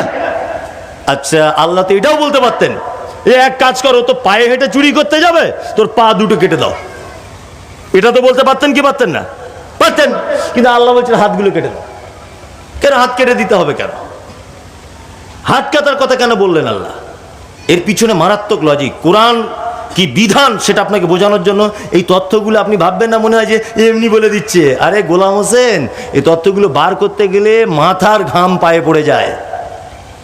আপনি তো শুধু এখন বসে আছেন, আর আমার এখন ভিতরে আগুন ধরছে, মানে আগুনের মতো জ্বলছে। যে কোনটার পরে কি বলবো, মিস হয়ে যাচ্ছে কিনা, কোনটা ভুল বলে দিচ্ছি। এত বড় বড় আলেমরা আছে, বলুন তো টেনশন কি টেনশন নয়? মারাত্মক টেনশন। আবার সোশ্যাল মিডিয়াতে কোটি কোটি লোক দেখছে, যদি ভুল বলে দিই তাহলে আরেক বিপদ। বিপদ কি বিপদ নয়? ওই জন্য আপনাকে আমি আস্তে আস্তে করে বোঝাচ্ছি, কোরআন কত আশ্চর্য কেতাবের, শুধু দেখুন, সন্দেহ তো দূরের কথা। আমি মমতাজুল ইসলাম স্টেজে বসে আছি, সভাপতি সাহেবের একটা 50,000 টাকা দামের মোবাইল আছে। কোরআনের বিচার দেখুন, মোবাইলটা উনি এই টেবিলের উপরে রেখে দিয়েছেন, এই যে মোবাইলটা রেখে দিয়েছেন। আমি প্রথমে স্টেজে উঠে এরকম দেখলাম, ওরে বাবা, এত অ্যাপেলের সেট, তো এটা ঝেড়ে দিতে হবে। মনে মনে ভাবছি, প্ল্যান করছি মনে মনে, সভাপতির ওই মোবাইলটা আমি চুরি করব, মনে মনে ভাবছি। তা ভালো, চুরি করব, তা কি করে করবো না, আস্তে আস্তে আস্তে আস্তে পায়ে হেঁটে আমি ওই মোবাইল পর্যন্ত গেলাম। যাওয়ার পরেও কিন্তু মোবাইলটা ওখানে আছে। সবাই যেহেতু একটু অন্যমনস্ক যেই হয়েছে, আমি মোবাইলটা তুলে হাতে করে ফট করে পকেটে ভরে দিয়েছি। কোরআনের বিচার দেখুন, কোরআন বলছে চুরি করার জন্য মনে মনে সংকল্প করেছে, ওর মনের কোনো অপরাধ নেই। আর পায়ে হেঁটে মোবাইল পর্যন্ত পৌঁছাতে কিন্তু পা কাটা যাবে না। হাত কেন কাটা যাবে? শেষ ডিসিশন, শেষ পাপ কাজটা পকেটে ভরতে সহযোগিতা গোটা অঙ্গ প্রত্যঙ্গের ভিতরে, বলুন তো কে করেছে? হাত। ইয়েস, এর নাম হচ্ছে কোরআন। চোখ দেখেছে, মোবাইল ওখানে আছে, কিন্তু চোখ পকেটে ভরতে পারেনি। পা হেঁটে গেছে, পকেটে ভরতে পারেনি। মস্তিষ্ক বলেছে চুরি করতে, পকেটে ভরতে সক্ষম হয়নি। ফাইনাল কাজ করেছে কে? হাত। আল্লাহর বিধান হচ্ছে চোরের হাত ধরে কেটে দাও, মেন অপরাধী সাজা হবে। এটা হচ্ছে কোরআনের ফয়সালা। আর 3.5 বছর পরে ফয়সালা, এই রেজাউল নয়, অন্য রেজাউল। তার মানে সারা পৃথিবীর শ্রেষ্ঠ বিধান কি বলে মনে হয়? কথা বলুন একটু, তবেই তো ভালো লাগবে। আল কোরআন। আপনি এখনো এই জায়গা, এই কিতাবটা থেকে এখন আপনি দূরে চলে যাচ্ছেন, অবাক লাগে না আপনার? হুদাল্লিল মুত্তাকিন। আল্লাহ সুবহানাহু ওয়া তাআলা বলছেন এটা শুধুমাত্র উপকার করবে, এর থেকে কোরআন মাজিদ থেকে শুধুমাত্র ফায়দা তারাই পাবে যারা হবে মুত্তাকি। হিদায়াত কারা পাবে? মুত্তাকি। বাংলাদেশের একজন বিতর্কিত লেখিকা, নাম বলতেও ঘৃণা করে, ময়মনসিংহে বাড়ি, তার নাম তসলিমা নাসরিন। নাম শুনেছেন? নাম শুনেছেন। নামে কিন্তু মুসলমান, মুসলমান নয়, নামে মুসলমান, কিন্তু মেয়েটা এত উচ্চ শিক্ষিত, অনেক বই লিখেছে, এবং বই লিখতে লিখতে এক পর্যায়ে আল্লাহর নবীর ব্যাপারে পর্যন্ত মন্তব্য করে দিয়েছে। করেছে কি করেনি? করেছে। এত শিক্ষিত, এত লেখাপড়া জানার পরেও হিদায়াত পেল না। ভারতবর্ষের প্রাক্তন রাষ্ট্রপতি, ওনার মতো বড় বিজ্ঞানী আর কোনো বিজ্ঞানী আজও পর্যন্ত নেই, পরমাণু বিজ্ঞানী। আল্লাহু আকবার। যার বিদ্যার ডিট কতটা এটা আপনাকে ধারণা করে বলা যাবে না। এত বিদ্যার অর্জন করেছিলেন, আল্লাহু আকবার। কিন্তু লোকটা কোরআন তেলাওয়াত করার সুযোগ পেল না, হিদায়াত পেল না। আল্লাহ সুবহানাহু ওয়া তাআলা বলছেন কোরআন মাজিদ শুধু তোমার কাছে এসেছে বলে তুমি হিদায়াত পেয়ে যাবে, এটা নয়। আল্লাহ বলছে এর থেকে শুধুমাত্র লাভবান তারাই হবে যারা মুত্তাকি, পরহেজগার। তাদের উপকার হবে এর থেকে, আর কারো উপকার হবে না। চলুন মুত্তাকি কাকে বলে এটাও একবার দেখে নেওয়া যাক। আল্লাহু আকবার। হযরত ওমর রাদিয়াল্লাহু তাআলা আনহু, বিখ্যাত মানুষ। হযরত ওমর রাদিয়াল্লাহু তাআলা আনহুকে একজন সাহাবী জিজ্ঞাসা করছেন, ওমর আপনি তো আল্লাহর নবীর সঙ্গে সঙ্গে সব সময়তে থাকেন, আল্লাহর নবীর কাছে কি এই রকম কোন কিছু আপনি শুনেছেন যে মুত্তাকি অর্থাৎ পরহেজগার বলতে আপনি কি বুঝেছেন, আর নবীজি কি বলেছেন? হযরত ওমর তখন বলছেন, হে আল্লাহর নবী, সাহাবী শোনো, তুমি কি কোনোদিন এমন রাস্তা দিয়ে অতিক্রম করেছ যে রাস্তার চতুর্দিকে কাঁটা গাছ? তুমি এই কাঁটাযুক্ত রাস্তাতে কি কোনোদিন তুমি পথ অতিক্রম করেছ? আল্লাহর নবী সাহাবী বলছেন, ওমর হ্যাঁ করেছি। হযরত ওমর তখন বলছেন, কাঁটাযুক্ত রাস্তা দিয়ে যখন আপনি পথ অতিক্রম করেছিলেন তখন বলুন আপনি কেমন ভাবে করেছিলেন? আল্লাহ নবীর ওই সাহাবী তখন বলছেন, ওমর আমি তখন আমার লুঙ্গিটা, আমি তখন আমার জামাটা, আমি তখন আমার পোশাকটাকে এমন আঁটোসাঁটো করে আমার শরীরের সঙ্গে জড়িয়ে নিয়েছি যাতে ওই গাছের কাঁটাগুলো আমার লুঙ্গিতে ঢুকে না যায়, যাতে ওই গাছের কাঁটাগুলো আমার জামার ভিতরে প্রবেশ না করে, যাতে ওই গাছের কাঁটাগুলো আমার লুঙ্গিতে আটকিয়ে না যায়, এতটা সাবধানতা অবলম্বন করেছি। ওমর, আল্লাহ নবী সাল্লাল্লাহু আলাইহি ওয়াসাল্লাম আবার বলুন মুত্তাকির ব্যাপারে কি বলেছেন? হযরত ওমর তিনি বলছেন, হে আল্লাহ নবী সাহাবী শোনো, আল্লাহ নবী সাল্লাল্লাহু আলাইহি ওয়াসাল্লাম মুত্তাকির উদাহরণ এইভাবে পেশ করেছেন যে ওই লোক তো প্রকৃতপক্ষে মুত্তাকি কে আছে? সারা পৃথিবীর বিভিন্ন রাস্তাতে, বিভিন্ন মোড়ে, বিভিন্ন জায়গাতে অন্যায়, অরাজকতা, পাপ, বদমাইশি, হারাম, জুলুম, অত্যাচার, দুই নম্বরি, দালালি, হারামখোরি সমস্তটাই ছেয়ে যাবে পাপে, অর্থাৎ কাঁটাতে পাপে ছেয়ে যাবে। একজন মুত্তাকি এমনভাবে নিজেকে কন্ট্রোল করে, এমনভাবে নিজেকে সংযত করে তারপরেও আল্লাহর রাস্তাতে হেঁটে হেঁটে চলবে। এই হচ্ছে মুত্তাকির নিদর্শন, আর এই হচ্ছে মুত্তাকির ডেফিনিশন। হযরত ওমর রাদিয়াল্লাহু তাআলা আনহু তিনি এই কথা বলছেন। মুত্তাকি কাকে বলে? তার মানে মসজিদ আজান হয়েছে, হাইয়া আলাস সালাম, আপনি নামাজ পড়তে যাচ্ছেন, আপনার 4 বন্ধু ক্যারাম বোর্ড খেলছে, 4টে বন্ধু মিলে খেলতে খেলতে বলছে, আরে জমাতের তো এখনো 5 মিনিট বাকি, এক বোর্ড খেলেই যায়। ভালো করে বুঝবেন, এটা হচ্ছে কাঁটা। এটা কি? কাঁটা। আপনি নামাজ পড়তে যাচ্ছেন, নামাজ পড়তে যেতে যেতে হঠাৎ করে একটা বন্ধু মোটরসাইকেল নিয়ে দাঁড়িয়েছে, বলছে চল আজকে জঙ্গিপুরে শুনছি নাকি আজকে ফাংশন আছে, একবার ঘুরিয়ে আসি। তো জমাতের টাইম হয়ে গেল, নামাজ পড়তে যাবো, বার হয়েছি, বলছে পরে কাজা করে নিবি। এটা হচ্ছে কাঁটা। এটা কি? কাঁটা, তাই না? সুদ কাঁটা, ব্যভিচার কি? কাঁটা। আপনাকে এই কাঁটা রাস্তাতে আপনাকে যদি বলা হয় আপনি চলুন, সাবধানে চলবেন কি চলবেন না? চলবেন কি চলবেন না? ঠিক মুত্তাকি হচ্ছে তারা যারা এই সমস্ত কাঁটা থেকে নিজেকে আটকে রাখে। আল্লাহ নবীর ভাষাতে এরা হচ্ছে মুত্তাকি। আর আল্লাহ পবিত্র আল কোরআনে মুত্তাকির ব্যাপারে বলতে গিয়ে এই সূরার ভিতরেই তিনি বলছেন, কি বলছেন? আল্লাহ সুবহানাহু ওয়া তাআলা বলছেন, আল্লাযীনা ইউমিনুনা বিল গায়বি, যারা স্বীকৃতি প্রদান করে বিল গায়বি, অদৃশ্যের প্রতি। আল্লাহু আকবার। অদৃশ্যের প্রতি যারা বিশ্বাস করে। অদৃশ্য বলতে অদৃশ্য বলতে কি? কিয়ামত। এটা বিশ্বাস করেন? করেন না? আপনি করেন না। যদি বলছেন কেমন করে, আপনি কি করে করেন?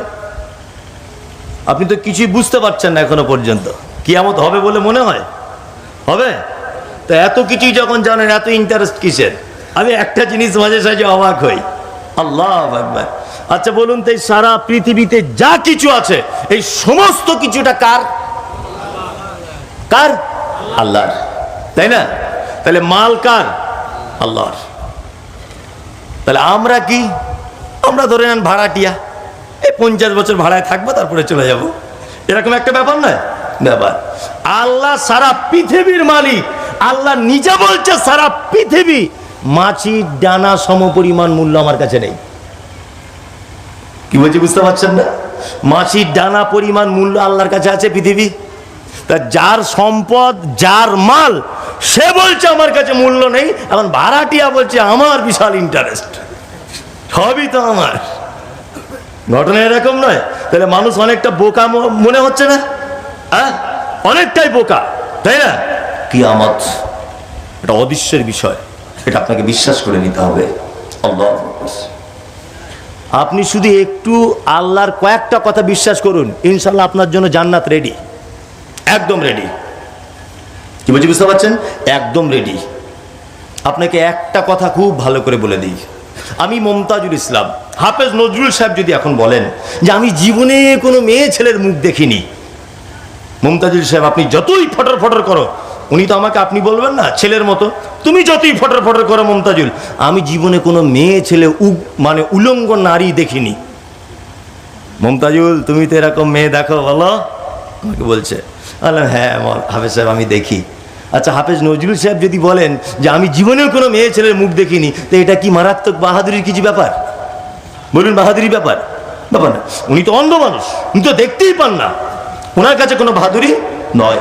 একটা চোখওয়ালা মানুষ যদি বলতো, চোখওয়ালা মানুষ, আমি এত পরেশগার, আমি জীবনে কোনো নারীর মুখ দেখিনি, এটা মারাত্মক বাহাদুরি ব্যাপার ছিল। ছিল কি ছিল না? ছিল। এবার বলুন, আমাদের ইমান বেশি না সাহাবীদের? কথা বলুন একটু। সাহাবীদের এমনিতে ইমান বেশি হবেই, তো হবার কথা। কারণ সাহাবীরা আল্লাহর নবীকে সচক্ষে দেখেছেন, সাহাবীরা আল্লাহর নবীর কাছে থাকতেন, সাহাবীরা আল্লাহর নবীর নুরানি চেহারা দেখেছেন, সাহাবীরা আল্লাহর নবীর পরিবার কেমনভাবে চলতেন সব বিস্তারিত দেখেছেন। ওনাদের ইমান বেশি হবারই কথা। কথা কি কথা নয়? কথা কি কথা? আজ থেকে 1400 বছর, 1500 বছর আগেও এখনো পর্যন্ত নুপুর শর্মার মতো একজন বিয়াদব মহিলা আল্লাহর নবীর ব্যাপারে কথা বলার কারণে অনেক মুসলিম যুবক আল্লাহর নবীকে না দেখেও 1500 বছর আগে নিজের প্রাণকে উৎসর্গ করতে পর্যন্ত দ্বিধাবোধ করে না, করে। এখন যদি আল্লাহর নবীর বিরুদ্ধে আপনাদের জঙ্গিপুরে যদি কেউ কোনো কথা বলে, আপনার রক্ত ভিতরে ফুটবে কি ফুটবে না? প্রাণ দিতে প্রস্তুত আছেন না নেই? আছেন না নেই? অবশ্যই আছেন। আরে 1500 বছর আগে যদি আপনার এই ইমানের তীব্রতা থাকে, আপনি অবশ্যই জান্নাতে যাবেন, কেউ আপনাকে আটকাতে পারবে না ইনশাল্লাহ। শুধু একটু আপনি ভালো কাজ করুন। সাহাবীরা নবীজিকে দেখেছেন, সাহাবীরা নবীর সঙ্গে থেকেছেন, সাহাবীরা নবীর সঙ্গে খাওয়া দাওয়া করেছেন, সাহাবীরা নবীজির সঙ্গে সালাত আদায় করেছেন, সাহাবীরা নবীর সঙ্গে থেকেছেন, সিয়াম পালন করেছেন। ওনাদের পক্ষে এটা মারাত্মক আশ্চর্যের বিষয় কিছু নয়, তবু ওনারা সব থেকে বড় আল্লাহর বান্দা, সব থেকে দামি। আমি জাস্ট বোঝানোর জন্য বলছি, ওনাদেরকে ছোট করিনি, আল্লাহর কসম বলছি না, কেউ ভুল ব্যাখ্যা নেবেন না। আপনাকে বোঝাতে চাইছি এটা সাহাবীদের পক্ষে ওটা সম্ভব। আজ থেকে 1500 বছর পরে না আমরা নবীজিকে দেখেছি, না কোনো সাহাবীকে দেখেছি, না কোনো তাবে তাবিঈনকে দেখেছি, না 4 ইমামের একজনকে দেখেছি, না কোনো খলিফাকে দেখেছি, না কোনো রকমের কিছু। আমরা শুধুমাত্র অন্ধের মতো বিশ্বাস করে বলি অবশ্যই নবীজি ছিলেন, অবশ্যই নবীর প্রতি ঈমান রাখতে হবে। আজও পর্যন্ত এমন মানুষ রয়েছে, উহুদের ময়দানে নবীজির দাঁত ভেঙে দেবার ঘটনা, এই তাবুকের যুদ্ধে নবীজির দাঁত ভেঙে দেবার ঘটনা, এই যে আল্লাহ নবী সাল্লাল্লাহু আলাইহি ওয়াসাল্লামের পরিবারের করুণ কাহিনী বললে আজও চোখে পানি আসে কি আসে না? আছে। তার মানে ভেবে নেন আপনি একটু শুধুমাত্র আল্লাহর হয়ে যান, জান্নাত আপনার জন্য অপেক্ষা করছে। কি বলছি বুঝতে পারছেন না? শুধু একটু আপনি অপেক্ষা করুন, আর একটু শুধু ভালো কাজ করুন, জান্নাত কি করছে? অপেক্ষা করছে। অদৃশ্যে নবীজিকে বিশ্বাস করে নিতে হবে, ফেরেশতা আছে এটা বিশ্বাস করতে হবে, কিয়ামত এটা বিশ্বাস করতে হবে। আল্লাহু আকবার, আল্লাহু আকবার। আপনাকে আমি বোঝাতে পারবো না কিয়ামতের মাঠ কি জিনিস, এটা আপনি বিশ্বাস করবেন না। আপনি তো দূরের কথা, বাচ্চা ছেলে, আপনার বাপকে পর্যন্ত এই কথা বিশ্বাস করা লাগবে। যদি বলছেন কেমন করে, তার দৃষ্টান্ত এটা আমি অনেক জায়গায় বলেছি। 6 ফেব্রুয়ারি 2023-এ তুরস্কে সিরিয়ার মাটিতে মারাত্মক এক ভূমিকম্প হয়েছে, এটা শুনেছেন? শুনেছেন। ভূমিকম্পটা হয়েছে কোথায় না, মাটি থেকে 8 কিলোমিটার নিচে, মাটির 8 কিলোমিটার নিচে ভূমিকম্প হয়েছে। তার ফলশ্রুতিতে উপরের বিল্ডিং বালাখানাগুলো থরথর কাঁপতে কাঁপতে কাঁপতে কাঁপতে অসংখ্য নিরীহ মানুষগুলি মারা গেল। আল্লাহু আকবার। কুকুর, অবলা প্রাণী, কুকুরের মনে পর্যন্ত মানুষের ব্যাপারে মানবতা তৈরি হয়েছে। কুকুর পর্যন্ত, মাটির তলায় পড়ে থাকা দুধের শিশুরা, মা মারা গেছে একদিকে, বাপ তার সন্তানকে বুকে জড়িয়ে ধরে রেখেছে। মাটির তলাতে বাপ মারা গেছে, সন্তান মারা যায়নি, নিঃশ্বাস চলছে। কুকুর পর্যন্ত সেই মাটির সাইডে গিয়ে, সেই গর্তটার সাইডে গিয়ে বুক বুক বুক বুক করে চিল্লাচ্ছে, মানে উদ্ধারকারীদেরকে বলতে চাইছে এখানে একটা শিশু লুকিয়ে আছে, তোমরা এসো। কুকুরের ভিতরে মানবতা জন্মেছে, মানুষ তোমার ভিতরে মানবতা জন্মায়নি। বড়ি আফসোস কি বাত হয়। কুকুরের ভিতরে মানবতা জন্মেছে। আল্লাহু আকবার। মাটির 8 কিলোমিটার নিচে এটা হয়েছে। কতক্ষণ হয়েছে? 40 সেকেন্ড। কতক্ষণ? 40 সেকেন্ড। আল্লাহু আকবার। কিয়ামতের ভূমিকম্পের কথা আল্লাহ সুবহানাহু ওয়া তাআলা বলছেন। এটা দুনিয়াতে যদি এই অবস্থা হয়, থরথর থরথর করে কাঁপে। আল্লাহ তাআলা বলছেন, ইজা যুলজিলাতিল আরযু জিলজালাহা ওয়া আখরাজাতিল আরযু আসকালাহা। আল্লাহু আকবার। কিয়ামতের ভূমিকম্প তো কঠিন। আল্লাহর ভাষা অনুযায়ী ঢালাই মেশিনে দেখেছেন বালি সিমেন্ট সবকিছু এক জায়গায় দিয়ে ঘুরিয়ে দেওয়া হয়, নিচের মাল উপরে, উপরের মাল নিচে করা হয় কি হয় না? হয়। আল্লাহ সুবহানাহু ওয়া তাআলা বলছেন, ওয়া আখরাজাতিল আরযু আসকালাহা, মাটির তলার ভারী সম্পদগুলিকে সেদিন উপরে তুলে দেওয়া হবে। এই দিনটার প্রতি বিশ্বাস রাখো। আল্লাহ সুবহানাহু ওয়া তাআলা দিনের ব্যাপারে বলছেন, ইয়াওমা তারাউনাহা তাযহালু কুল্লু মুরজিআতিন আম্মা আরজাআত ওয়া তাযউ কুল্লু যাতিল হামলিন হামলাহা ওয়া তারান নাসা সুকারা ওয়া মা হুম বিসুকারা ওয়ালাকিন্না আযাবাল্লাহি শাদীদ। আল্লাহু আকবার, আল্লাহু আকবার, আল্লাহু আকবার। কি অবস্থা! চিকিৎসা বিজ্ঞানীরা বলছে যে একটা পুরুষ 46 ডিগ্রি সেলসিয়াস কষ্ট সহ্য করতে পারে। মানে আমি যদি এই ছেলেটাকে একটা ঘুষি যদি মারি, ঘুষির ওজনটা যদি 46 কেজি যদি হয়, বা 46 ডিগ্রি সেলসিয়াস যদি এর ক্ষমতা হয় ঘুষিটা, একটা পুরুষ মানুষ সহ্য করতে পারবে। 47 ডিগ্রি সেলসিয়াস যদি তার ঘুষির ওজন হয়, সে পুরুষ মানুষ মারা যাবে। 46 ডিগ্রি সেলসিয়াস কষ্ট সহ্য করতে পারে পুরুষ। বিজ্ঞানীরা বলছে নারী কষ্ট সহ্য করতে পারে 56 ডিগ্রি সেলসিয়াস, অর্থাৎ পুরুষের থেকে নারী 10 গুণ বেশি কষ্ট সহ্য করতে পারে। তার একটা দৃষ্টান্ত হচ্ছে এই, তার জ্বলন্ত প্রমাণ হচ্ছে এই, বাচ্চা জন্ম দেওয়া। আল্লাহু আকবার। বাচ্চা জন্ম দেওয়া। আল্লাহ সুবহানাহু ওয়া তাআলা বলছেন, কিয়ামতের মাঠ, ইয়াওমা তারাউনাহা তাযহালু কুল্লু মুরজিআতিন আম্মা আরজাআত ওয়া তাযউ কুল্লু যাতি হামলিন হামলাহা ওয়া তারান নাসা সুকারা। সেদিন দুগ্ধ দানকারিনী মা তার বাচ্চা মায়ের আঁচল ধরে বলবে, মা একটু দুধ দাও, একটু দুধ দাও। আল্লাহ বলছে, মা তার বাচ্চাকে দুধ পান করাতে ভুলে যাবে। একজন মা দাঁড়িয়ে থাকবে, তার বাচ্চা নিচের দিক দিয়ে হয়ে যাবে, মা বুঝতে পারবে না। আল্লাহু আকবার। মানুষকে দেখতে পাওয়া যাবে সব মদ পান করেছে। আল্লাহ বলছে, ওমা হুম বিসুকারা, একজনাও তারা মদ পান করেনি। ওয়ালাকিন্না আযাবাল্লাহি শাদীদ, শুধু আমার কঠিন আযাবের ভয়ে তারা কিয়ামতের মাঠে মাতালের মতো করে তারা ঘুরবে। আল্লাহু আকবার। এটা অদৃশ্য, কিন্তু আপনাকে বিশ্বাস করতে হবে। হবে কি হবে না? হবে কি হবে না? আল্লাহ তাআলা বলছেন, এইরকম অদৃশ্যের বিষয়গুলিকে যারা বিশ্বাস করে, ঈমান যারা রাখে বিল গায়ব। এখানে আর একটা কথা বলে রাখি। আচ্ছা বলুন তো, আমরা আল্লাহকে দেখতে পাই কি পাই না? পাই? পাই? পাই না। আল্লাহকেও কিন্তু আমরা না দেখে বিশ্বাস করে নিয়েছি, তাই না? আল্লাহু আকবার। না দেখি বেশি ভালো, না দেখে ভালো, না দেখে বেশি ভালো। সে একটা কথা আছে না, না দেখে ছিলাম ভালো, দেখে পরাণ জ্বলে গেল। এটা কথা আছে। আর কাজী নজরুলের ভাষা হচ্ছে ওই যে, তুমি কাউকে যদি পৃথিবীতে সব থেকে বেশি প্রেম বা ভালোবাসো, কখনই তার সামনে দাঁড়িও না, তাহলে প্রেম ভালোবাসা থাকবে না। লাইলা মজনুর গল্প শুনেছেন তো? এগুলো মাঝে সাঝে কথা প্রসঙ্গে চলে আসে। বলছে লাইলা একদিন হেঁটে হেঁটে যাচ্ছে, তা মজনুকে কোনোদিন দেখেনি। আসলে লাইলা মজনু বলে পৃথিবীতে কেউ ছিল না, এটা কাল্পনিক একটা গল্প। কি বললাম বুঝলেন না? হ্যাঁ, কাল্পনিক। গোপাল ভাঁড়, গোপাল ভাঁড় ওর নাম না, এমনি নাম দিয়েছে গোপাল ভাঁড়। ওর ভালো নাম আছে, নদিয়াতে বাড়ি। কি বলছি বুঝতে পারছেন না?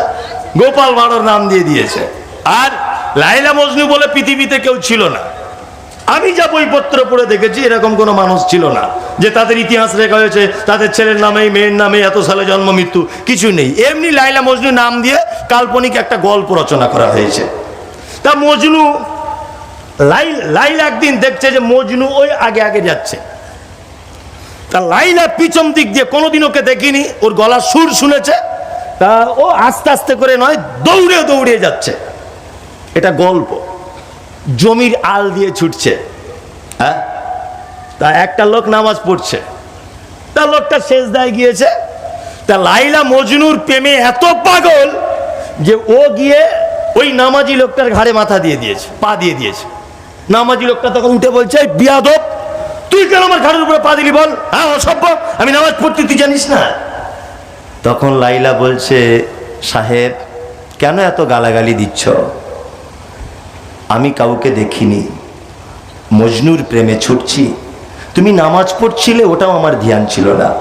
আমি তার প্রেমে এত মগ্ন, আমি যে তোমার ঘাড়ে পা তুলে দিয়েছি এটাও আমি জানি না।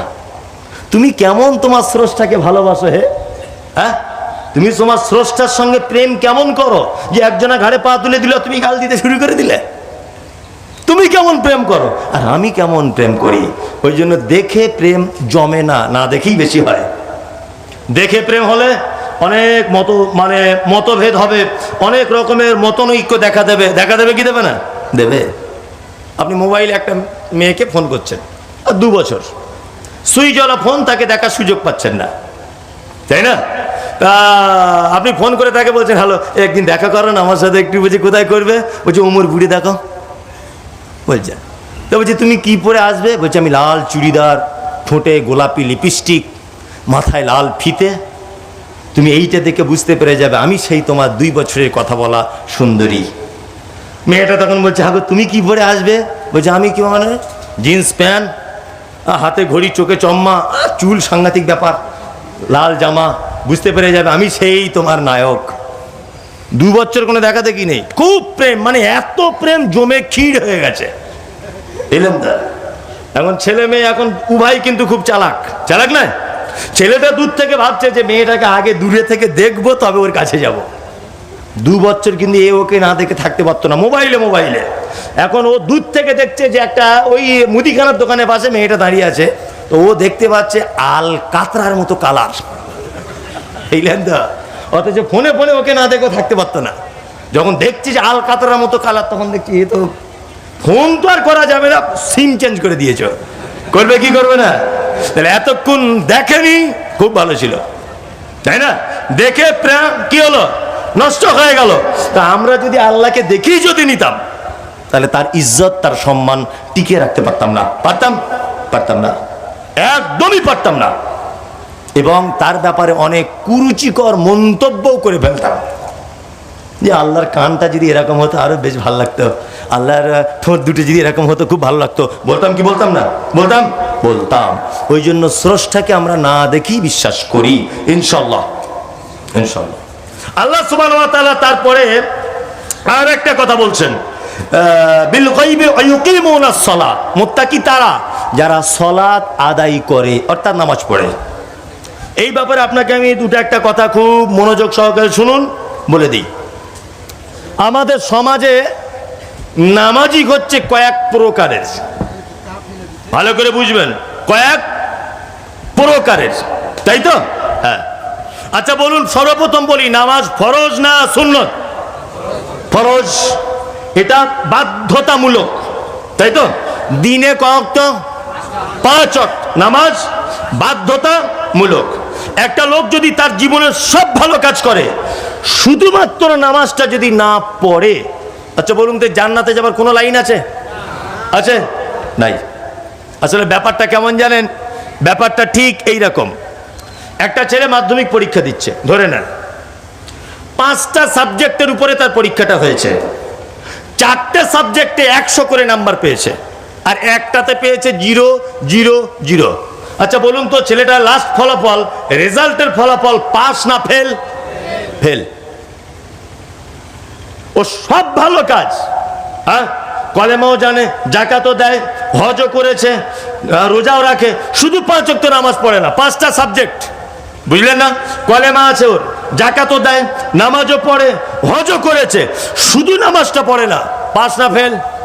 ফেল। মাধ্যমিকে 4টে ডিভিশনে 4টে সাবজেক্টে 100 করে, একটাতে 0, 0, তার মানে ফেল। আল্লাহু আকবার।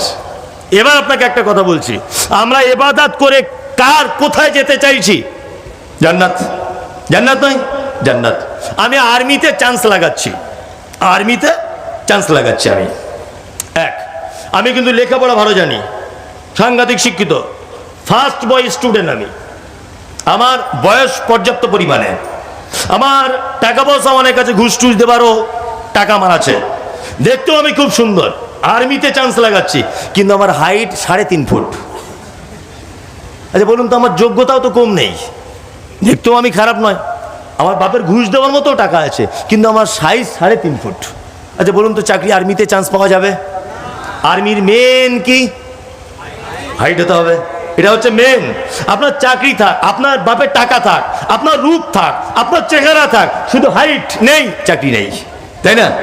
ঠিক ব্যাপারে এরকম, ঠিক ব্যাপারে এরকম। আপনি জান্নাত যেতে চাইছেন, জান্নাত যেতে চাইছেন, রোজার ইবাদত আছে, হজের ইবাদত আছে, আপনার দানের ইবাদত আছে, জানাজার ইবাদত আছে, বোনের সঙ্গে ভালো ব্যবহার ইবাদত আছে, সব ইবাদত আল্লাহ এক জায়গায় জড়ো করে দিয়েছে। তারপরে বলছে নামাজ নেই, বলছে না, বলছে চলো জাহান্নাম চলে যাও। জান্নাতে যাওয়ার শর্ত কি? সালাত আদায় করতে হবে। কি বলছি বুঝতে পারছেন তো কিছু? নাকি আমি বলছি আপনি শুনে মজা নিয়ে বাড়ি চলে যাচ্ছেন? না, বাড়ি যাবার কোনো লাইন নেই গোলাম হোসেন, এগুলো শুনে যেতে হবে আপনাকে।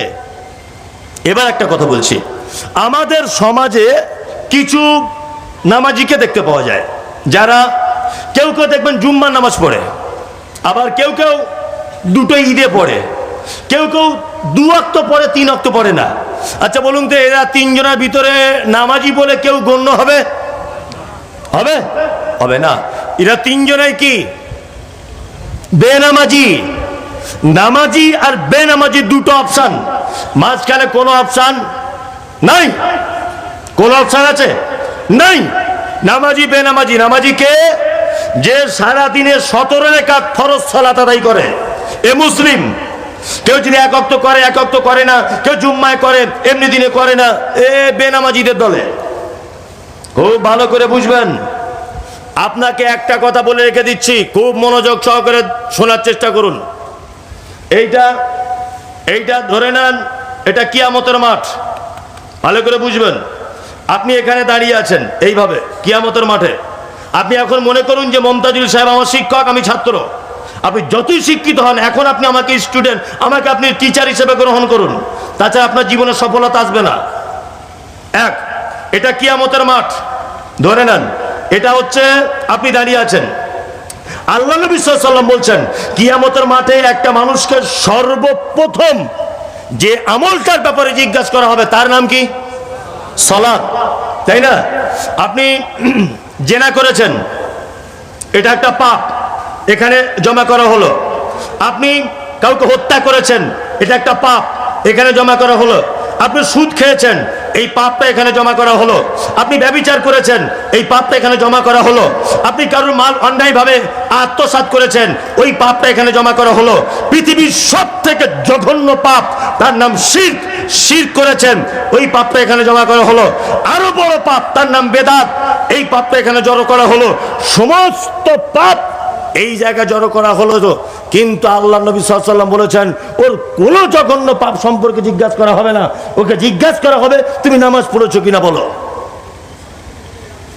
একটা জিনিসের ভিতরে সবকিছু লুকিয়ে আছে।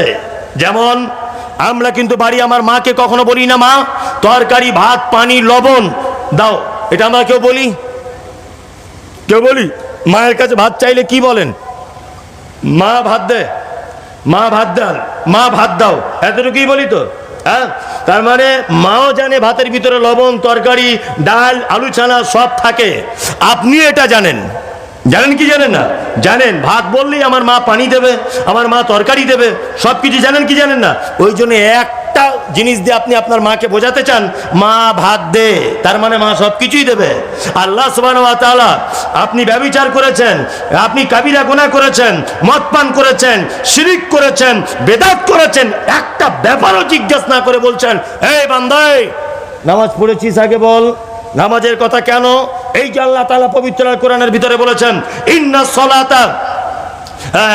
সালাতা তানহা আনিল ফাহশাই ওয়াল মুনকার, নিশ্চয়ই নামাজ মন্দ কাজ ও কথা থেকে বিরত থাকে। আল্লাহ জানে যে বান্দা যদি নামাজ পড়ে নেয় তাহলে ওর পক্ষে ব্যভিচার সম্ভব নয়, ওর পক্ষে সুদ সম্ভব নয়, ওর পক্ষে হারাম সম্ভব নয়, ওর পক্ষে বেদাত সম্ভব নয়, ওর পক্ষে শিরক সম্ভব নয়, ওর পক্ষে পিতামাতার সঙ্গে অসৎ ব্যবহার করা সম্ভব নয়। এই জন্য আল্লাহ তাআলা বলছেন সর্বপ্রথম তুই নামাজ পড়েছিস কিনা বল। আমরাও এরকম নামাজি আছি, নামাজ পড়ি অথচ কোনো পাপ কাজ করি না, তাই তো? করি কি করি না? এখন আমার নামাজ আর টুপি পড়া এই দুটো হয়েছে আবার মারাত্মক ঢঙের বিষয়, বুঝলেন তো? আমি আমার জীবনের অভিজ্ঞতার কথা বলছি, আল্লাহর কসম, জাস্ট সামাজিক চিত্র তুলে ধরার জন্য। গত কুরবানি, তার আগের কুরবানিতে হাটে গরু কিনতে গেছি। তা আমরা তো গরু ব্যবসাদার নয়, তাই মনে মনে ভাবছি যে 20,000 বা 30,000 টাকা একটা গরু নেব, গরুটা যেন চোখে বেশ পছন্দ হয়। তা একটা গরু বেশ সুন্দর লাল কালার দেখতে পছন্দ হলো। তা লোকটাকে বলছি ভাই কত? তা বলছে 30,000। তাই বললাম একটু কম টম করে নেন। তখন ওই ব্যাপারী তখন বলছে আল্লাহর কসম আপনি আমাকে বিশ্বাস করেন, আমি মাথায় টুপি দিয়ে মুখে দাঁড়িয়ে রেখে মিথ্যা কথা বলবো? 28,000 টাকা কেনা, 2,000 টাকা আপনার কাছে চেয়েছি, আপনি হুজুর মানুষ, আপনাকে ঠকাবো? তাই বললাম না। আমি তখন ভাবছি যে টুপি দাড়িওয়ালা লোক মানে এর মতো ইমানদার জগতে কেউ নাই না। আমি বললাম ভাই তাহলে এক কাজ করুন, আপনি 2,000 লাভ করতে হবে না, আপনি 1,000 করুন, আর 1,000 টাকা আমাকে ছাড় দেন, 29,000 টাকা নেন। না, 29,000 টাকায় গরুটা কিনলাম, বাড়ি নিয়ে এসেছি। আমার স্ত্রী বলছে মাশাআল্লাহ এবছরে গরুটা খুব সুন্দর দেখতে হয়েছে, ভালো। তা আমি একটু পশু আর কি প্রেম ভালো লাগে আর কি, পশু টশু একটু সেবা যত্ন করতে ভালো লাগে, আবার কুরবানির বিষয়। তা আমি তাড়াতাড়ি দোকান থেকে 3-4টে শ্যাম্পু কিনে নিয়ে এসেছি। আমার আব্বাকে বললাম আব্বা দড়িতে ভালো করে বাঁধো, শ্যাম্পু দিয়ে একটু গোসল করিয়ে দিই।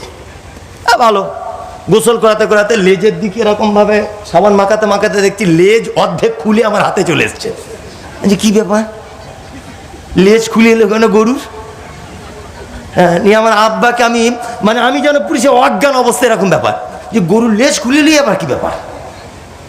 তারপরে দেখলাম যে গরুর লেজটা হয়তো কেটে গিয়েছিল গাড়িতে ফাড়িতে নামাতে গিয়ে বা কিছু, ওখানে দেখছি আঠা দিয়ে জোড়া দিয়ে দিয়েছে, আর ওই জায়গাটাতে দেখছি এতগুলো গোবর দিয়ে দিয়েছে। আমি জানি গরু পায়খানা করেছে, হয়তো এখানে লেগে আছে, এটা ভেবেছি। বাড়িতে আসার পরে তখন ভাবছি তার মানে টুপি লাগানোটা এই চিটিংবাজির একটা মাধ্যম। কি বলছি বুঝতে পারছেন না? ওর দাড়ি রাখাটা এই চিটিংবাজি করার একটা বড় মাধ্যম। কি বলছি বুঝতে পারছেন না? বাজারে এরকম লোক আছে না নেই? আছে। আল্লাহ বলছে কিয়ামতের মাঠে প্রথম আমি নামাজের হিসাব এই কারণে নিব যে ও নামাজ পড়ে মানে ও আর কোনো পাপ করে না। এই যে আল্লাহ বলছে ও মন্দ কাজ কথা থেকে দূরে থাকে, তার মানে বলুন আর অন্য কোনো হিসাবের প্রয়োজন হয়? অন্য কোনো হিসাবের প্রয়োজন হবে? হবে না। ওর নামাজ নেই, তার মানে ওর সমস্ত হিসাব এবার শুরু হয়ে গেল। ওই যে রাত 2টার সময়তে জলসা শোনার নাম করে কোথায় কাকে কাতুকুতু দিয়েছে, এবার একটা হিসাব দাও, হিসাব শুরু হয়ে যাবে।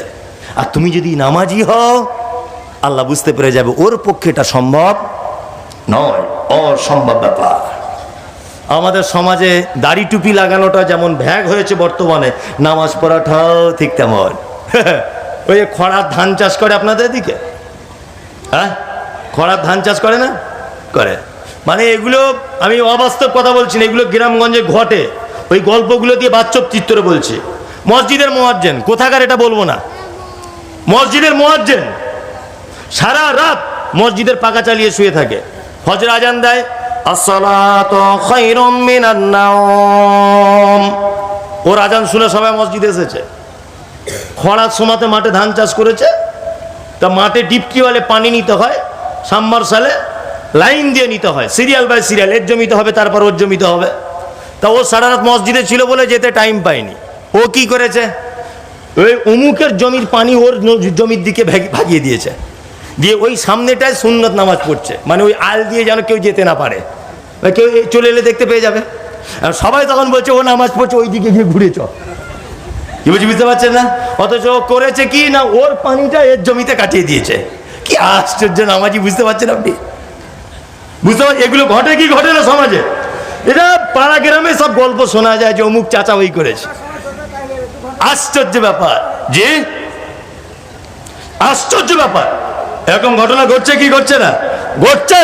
তার মানে এই যে প্রথমে আপনাকে বলেছি অনুষ্ঠানে পরিণত হয়েছে ঘটনা, তাই এই এবার আপনাকে একটু কড়াকড়ি করে বলে দিই, আল্লাহর নবী কড়াকড়ি করে বলেছেন। তাই কিছু মানুষ বলছে নামাজ না পড়তে পারি, ইমান আমার কিন্তু চাঙ্গা। বলছে কি বলছে না, যে পাক্কা বদমায়েশের বেটা বদমায়েশে বলছে না, বলে নামাজ না পড়তে পারি, ইমান আমার খুব চাঙ্গা। চাঙ্গা কি চাঙ্গা নাই? নামাজের মর্যাদা কেমন এবার আপনাকে বোঝায়। বর্তমান খাসির মাংস ক টাকা কেজি? 800। 500 টাকা আপনি ধরুন, 800 বাদ দেন, 500 টাকা। গরিব মানুষ, আপনি কিনে খেতে পারেন না, আকিকা দিলে খান, কুরবানিতে খান। ধরে নেন আপনি একদিন শখ করে 800 টাকা দিয়ে 1 কেজি মাংস কিনেছেন। নিশ্চয় আপনার স্ত্রী লোকাল মশলা দিয়ে রান্না করবে না। আপনার স্ত্রীও ভাববে যে 800 টাকার যখন মাংস একটু স্পেশাল করে করি, ভাবে কি ভাবে না? ও সানরাইজ কোম্পানির মশলা ব্যবহার করেছে। হ্যাঁ, তাহলে 800 টাকার মাংস আর 100 টাকার মশলা, 900 টাকা আর 20 টাকার গ্যাস খরচা, মানে 920 টাকা টোটাল খরচা বসলো, তাই তো? বলুন তো লবণের কেজি কত? 10 টাকা। 1 কেজি মাংস কতটা লাগে? 50 গ্রাম ধরে নেন, দাম কত? 50 পয়সা। আচ্ছা বলুন, 50 পয়সার লবণ যদি 900 টাকার মাংসতে না যদি দেওয়া হয়, খাওয়া যাবে কি যাবে না? যাবে? যাবে না। মানে 50 পয়সার লবণের কারণে 900 টাকার মাংস বাতিল বলে ঘোষণা করে দেওয়া হবে। নামাজ নেই, 1 লাখ টাকার দানের নেকি বাতিল হয়ে যাবে। জি, নামাজ নেই, ভালো সম্পর্কর নেকি বাতিল করে দেওয়া হবে। আর রোজার নেকি বাতিল হয়ে যাবে, সাদকার নেকি বাতিল করে দেওয়া হবে। নামাজ ওই মর্যাদা, এক খাদ্যর জগতের লবণের যে মর্যাদা। একটা মানুষ যদি মনে করে পাহাড় সমপরিমাণ ভালো কাজ করেছি, শুধুমাত্র আমার নামাজটা নেই, আমি মুমতাজুল ইসলাম বলছি তোমার কোনো ভালো কাজ আল্লাহর দরবার পর্যন্ত পৌঁছায় নাই। নামাজ নেই, কোন ইবাদত তোমার গ্রহণ করা হবে না। যারা বলছে নামাজ না থাকতে পারে, ইমান চাঙ্গাছে, বেটার বিয়ে দিয়েছে, 1 টাকাও লিনি বলছে কি বলছে না?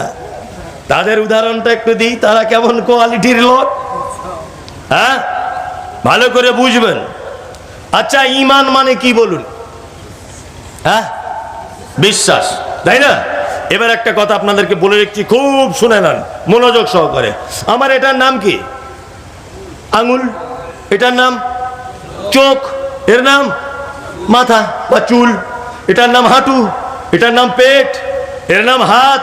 এর নাম নাক। এর নাম কান। আপনি মাঝে সাঝে বলেন না, আমি যদি আপনাকে জিজ্ঞেস করি আব্দুল্লাহ ভাই কেমন আছেন, হাফেজ নজরুল সাহেব আপনি কেমন আছেন বাবজি, উনি এক কথাতেই বলবেন মমতাজ বেটা ভালো আছি, তবে শরীর একটু খারাপ। বলুন তো শরীর কার নাম? কার নাম? টোটাল অঙ্গ প্রত্যঙ্গের নাম কি? শরীর। তার মানে শরীর বলতে মাথাও বোঝায়, শরীর বলতে চোখ বোঝায়, শরীর বলতে নাক বোঝায়, শরীর বলতে দাড়ি বোঝায়, শরীর বলতে পেট বোঝায়। বোঝায় কি বোঝায় না? বোঝায়। এবার আপনাকে বলছি, শরীর বলতে গোটা অঙ্গ প্রত্যঙ্গকে বোঝায়। আপনার একটা লোকের হাত নেই, বলুন তো এই লোকটা সুস্থ দেখির মানুষ না অসুস্থ দেখির মানুষ? অসুস্থ। এই পূর্ণ দেখি মানুষ না অসম্পূর্ণ মানুষ? অসম্পূর্ণ। একটা হাত নেই, তাই তাই না? ঠিক তেমন যারা বলছে ইমান আমার আছে, এই তুমি ইমান বলতো কি বোঝে হে? আর ইমান মানি তো নামাজ। তোমার নামাজ নেই, ইমানের অংশ থেকে একটা জিনিস নাই। তার মানে বোঝা গেল তোমার ইমান আছে, তোমার ইমান পরিপূর্ণতা লাভ করে নি। একটা হাত নেই মানে যেমন একটা মানুষ পরিপূর্ণ মানুষ নয়, অসম্পূর্ণ মানুষ, ঠিক তেমন 5টা বিষয়ের একটা নেই, অর্থাৎ সালাত নেই, তোমার ইমান অসম্পূর্ণ, তোমার ইমান নেই। আর যদিও বা আছে তো ইমানে পোকা লেগেছে তোমার। কি বলছি বুঝতে পারছেন না? ও নামাজ পড়ে না, আবার দেখছি মাদ্রাসা মসজিদে 20,000 টাকা দান করে দিয়েছে, বক্তা সাহেব এমন করে দোয়া করছে মনে হয় জান্নাতের জায়গা নাই, ওকে ঢোকাতেই হবে, এইরকম একটা ব্যাপার। এটা অবশ্যই বলে দেওয়া উচিত ছিল সমাজের মানুষকে। আমি মুমতাজুল ইসলামের কথা বলছি, আল্লাহর কসম, আপনি যদি সালাত আদায় না করেন, আপনার কোন আমল আল্লাহর দরবারে গ্রহণযোগ্যতা লাভ করতে পারে না। যার সালাত নেই তার দিন নেই, যার সালাত নেই তার ইসলাম নেই, যার সালাত নেই তার আল্লাহর জান্নাতে কোনো অংশ নেই। প্রমাণ হচ্ছে এই আল্লাহ নবী সাল্লাল্লাহু আলাইহি ওয়াসাল্লাম নয়, আল্লাহ তাআলা বলছেন মা সালাকাকুম ফি সাকার ক্বালু লাম নাকু মিনাল মুসাল্লিন। একজন জাহান্নামী একজন জান্নাতি, একজন জাহান্নামীকে ডেকে বলবে ভাই পাশাপাশি দুজন বসবাস করতাম, অথচ আমি জান্নাতে তুমি জাহান্নামে, কারণটা কি? সে তখন বলবে, কি বলবে? ক্বালু লাম নাকু মিনাল মুসাল্লিন, শুধুমাত্র নামাজ পড়িনি তাই জাহান্নামে চলে এসেছি। 5 ওয়াক্ত নামাজ পড়েন এরকম লোক হাত তুলুন তো। 5 ওয়াক্ত পড়েন? মাশাআল্লাহ মাশাআল্লাহ মাশাআল্লাহ, অনেক আছে, অনেক আছে। তার মানে যারা হাত তুলতে পারেনি এটা গোলমালে চলছে, তাই না? মানে এখনো সাবালক হয়নিও, তাই না? পড়ুন পড়ুন ভাই, নামাজটা পড়ুন, 5 ওয়াক্ত সালাত আদায় করুন, মসজিদে যান। আরে আপনি শুধু একটু ভালো নিয়তটা করুন না আজকে, যে ইনশাল্লাহ আজকে ফজর থেকে আমি 5 ওয়াক্ত নামাজি হয়ে যাবো ইনশাল্লাহ। হাত নামান। একটা লোক বলুন তো বাপের বেটা যে আল্লাহর জাহান্নামে যাব না, আমি আজকে থেকে 5 ওয়াক্ত নামাজ ধরে যাব। মুখে ইনশাল্লাহ বলা খুব সহজ, হাত তুলে দেখানো বড় কঠিন। মুখে বললে তো কেউ বুঝতে পারবে না। সবাই বলছে ওই ভিড়ে আপনি বলছেন। একটা বেনামাজি লোক আপনি বলুন তো যে আজকে থেকে আমি নামাজ পড়বো ইনশাল্লাহ। তুমি পড়বে আজকে থেকে, ধরবে? আপনি নামাজ পড়তেন না, তা পড়তেন তো হাত তুললেন কেন? আশ্চর্য ব্যাপার। তুমি পড়তে আজকে থেকে? জলসা যারা দিচ্ছে কমিটি সব নামাজি তো, যারা জলসা দিচ্ছে কমিটি সব নামাজি তো? সবাই নামাজ পড়ে না তো? ঘর মে আগ লাগি হ্যায় ঘর হি কি চিরাগ সে, ঘরে আগুন লেগেছে ঘরেরই বাতিতে। আমার সঙ্গে আমি যখন এলাম খুব সেলফি তুলছে, সাংঘাতিক ব্যাপার। আপনারা এত ভক্ত না, সাংঘাতিক ভক্ত, আপনাকে এত ভালোবাসি। আমার একজনের টাকাও দিয়ে দিল অনেকগুলো, সত্যি বলছি, যে আপনার এতিমখানা মাদ্রাসার জন্যই না টাকা দিয়ে দিলাম, সব টাকাগুলোই দিয়েছে। কে ভালোবাসা দিয়েছে জানি না। তা আপনি ভালোবাসার বহিঃপ্রকাশ কি জানেন? প্রেমের বহিঃপ্রকাশ কি জানেন? জানেন না। প্রেমের বহিঃপ্রকাশ হচ্ছে তার কথা অনুযায়ী চলা। আপনি একটা লোককে ভালোবাসেন, এটা তখন প্রমাণ হবে যখন আপনি তার কথা মতো চলবেন। কি বললাম বুঝলেন না? আপনার স্ত্রী বলছে তোমায় ছাড়া বাঁচবো না, তোমায় ছাড়া বাঁচবো না। ভাই রবিবারের দিন মায়ের বাড়ি যাওয়ার কথা ছিল, 1 পা তুলবি না। ভালো করে বুঝবেন না, আপনি জঙ্গিপুর চলে গেছেন, ও টুক করে চলে গেছে মায়ের বাড়ি। ও কখনই আপনাকে ভালোবাসে না, এটা ওর অভিনয়। ভালো সেই বাসে যা আপনার কথা অনুযায়ী চলে। তা যারা আপনাকে আমাকে যারা ভালোবাসেন, এতক্ষণ রাস্তায় ভিড় জমিয়েছেন সালাম করার জন্য, সেলফি তোলার জন্য, কই 10টা লোক হাত তুলে বলুন তো যে আমি নামাজ পড়তাম না, আপনাকে ভালোবাসি আর আল্লাহর হুকুম এটা। এই দুটোকে মাথায় রেখে আপনার ভালোবাসা আর আল্লাহ ফরজ করেছে এই জন্যে, আর জাহান্নামকে ভয় করছে এই কারণে, অবশ্যই আমি আজকে থেকে নামাজ ধরে যাব। আছেন কেউ? 1 জন, 2 জন, 3 জন, 4 জন, আর কেউ? বলুন। অত সহজ নয়। বলছি এবছরে মমতাজুল ইসলামকে এনেছি, 4 বছরে কাবা শরীফের ইমামকে আনবো। কাবা শরীফের ইমাম আনো না, তুমি নববীর ইমাম আনো এখানে। বলছে যত টাকা লাগবে সব দিয়ে দিব, কিন্তু কিছু শুনবো মানবো না। যত বড় বক্তা চান শুনে যাবো, মানবো না। এটাই তো ব্যাপার। আরে অন্তত ভালো নিয়তটা করুন। ইনশাল্লাহ বলুন, ইনশাল্লাহ, ইনশাল্লাহ, ইনশাল্লাহ। আপনি শুধু ভালো কাজে নিয়তটা করুন। একটা আশ্চর্য ঘটনা সোশ্যাল মিডিয়াতে এখন চলছে, আপনারা দেখেছেন কি বলতে পারবো না। পাকিস্তানের এক লোক, নাম তার আব্দুল কাদির। শুধু নিয়ত করুন ভালো কাজের, আপনার উপায় আল্লাহ বার করে দেবে। শুধু আপনি একটু আল্লাহর হয়ে যান না, আপনি 1 সপ্তাহ ট্রাই করুন আল্লাহর হয়ে। এটা আপনার কাছে অনুরোধ। আপনি 1 সপ্তাহ নামাজ পড়া ধরুন, আপনার সম্মান বাড়বে, আপনার রুজি বাড়বে, আপনার সংসারে সচ্ছলতা আসবেই, যদি আপনি আল্লাহর উদ্দেশ্যে যদি করেন ইনশাল্লাহ। পাকিস্তানের একটা লোক, নাম তার আব্দুল কাদের। লোকটার কাজ কি? লোকটা অন্যের ছাগল চড়ায়, অন্যের ছাগল চড়ায়। লোকটার ঘর বাড়ি আছে, কুঞ্চি দিয়ে সাইডগুলো গাঁথা, আর উপরে তাল গাছের না কিসের পাতা দেওয়া আছে। ভিডিওটা আমার কাছে এখনো আছে, আপনাকে দেখাবো আমি এখনই। প্রয়োজন হলে উপরে তাল পাতা দিয়ে ছাওয়া। লোকটার বড় স্বপ্ন, লোকটা আজকে 40 বছর যাবত এক ওয়াক্ত নামাজ ছাড়েনি, 40 বছর। আর প্রত্যেক নামাজে লোকটা কেঁদেছে, আল্লাহ আমি যা ইনকাম করি আমার তাতে নিজের সংসার চলে না, আমার খুব স্বপ্ন আমি একবার কাবা দেখতে চলে যাব, তোমার ঘরটা একবার যাব, আল্লাহ কবুল করে নাও। 40 বছর, লোকটার বয়স এখন 89 বছর। একবার টাকা জোগাড় করেছে, ছাগল টাগল চড়িয়ে যা টাকা পায় ওটা দিয়ে পাসপোর্টটা তৈরি করেছে। পাসপোর্টটা তৈরি করেছে, যা টাকা ছিল পাসপোর্ট তৈরি করতেই শেষ। পাসপোর্টের একটা নির্দিষ্ট টাইম থাকে, 10 বছর বা 12 বছর। পাসপোর্ট তৈরি করে নিয়েছে একবারের টাকাতে। আর একবারের টাকা মানে উমরা করবে বা আল্লাহর ঘরে যাবে, এই উমরা করার জন্য টাকা জোগাড় করছে। টাকা জোগাড় করতে করতে করতে করতে পাসপোর্টের 10-12 বছরের মেয়াদ শেষ, টাকা জোগাড় করতে পারেনি। আল্লাহু আকবার। কোন রকম করে আবার টাকা পয়সা জোগাড় করে লোকটা পাসপোর্ট তৈরি করেছে, আল্লাহর ঘরের উদ্দেশ্যে চলে গেছে মক্কাতে। মক্কাতে গেছে কোনো দালাল, কোনো এজেন্টের মাধ্যমে নয়, একা একাই প্লেনে করে ভিসা টিসা লাগিয়ে চলে গেছে। মক্কাতে যাওয়ার পরে লোকটার কাছে 10 পয়সাও নেই, শুধুমাত্র প্লেনের খরচাটা।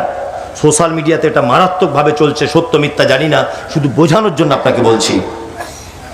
মক্কাতে গিয়ে কাবায় নামাজ পড়তে লেগেছে, কাবাটা তাওয়াফ করছে, খাবারের পয়সা নেই। আল্লাহকে ডেকে বলছে, আল্লাহ তুমি রুজির মালিক, তুমি এই কাবার মালিক, নিশ্চয়ই তুমি আমার অবস্থা বুঝতে পারছো, তুমি ব্যবস্থা কিছু একটা করে দাও। ইথিওপিয়ার একটা লোক, এই লোকটা দেখছে যে কাবার চত্বরে এই লোকটা ঘুরছে, বারবার ঘুরছে। লোকটাকে দেখে যেন তার মনে হলো যে আল্লাহর আসমানের ফেরেশতা। তার মনে যেন এরকম হলো, এত সাধুভাবে, এত ভদ্রভাবে, এত নম্রভাবে হাতে লাঠি নিয়ে ঘুরছে। তার মনে দয়া হলো, সে একটা পানির বোতল কিনে দিল। চাচা পানির বোতলটা পান করলেন, উনি ক্যামেরা করে সোশ্যাল মিডিয়াতে এটা ছেড়ে দিলেন। সোশ্যাল মিডিয়াতে ছেড়ে দেওয়ার পরে সৌদির রাজা তার নিজের প্রতিনিধিকে পাঠিয়ে লোকটাকে তুলে এনে নিজের রাজ দরবারে মেহমানদারি করার সুযোগ করে দিয়েছেন। আল্লাহু আকবার। চলে এসেছে ওখান থেকে, চলে এসেছে পাকিস্তানে। পাকিস্তান সরকার গতকাল রাত্রি 11টার সময় ঘোষণা করেছে যে ওই লোকটাকে এবছরে আবার ফরজ হজের জন্য পাঠানো হবে, যাবতীয় খরচা আমি বহন করব।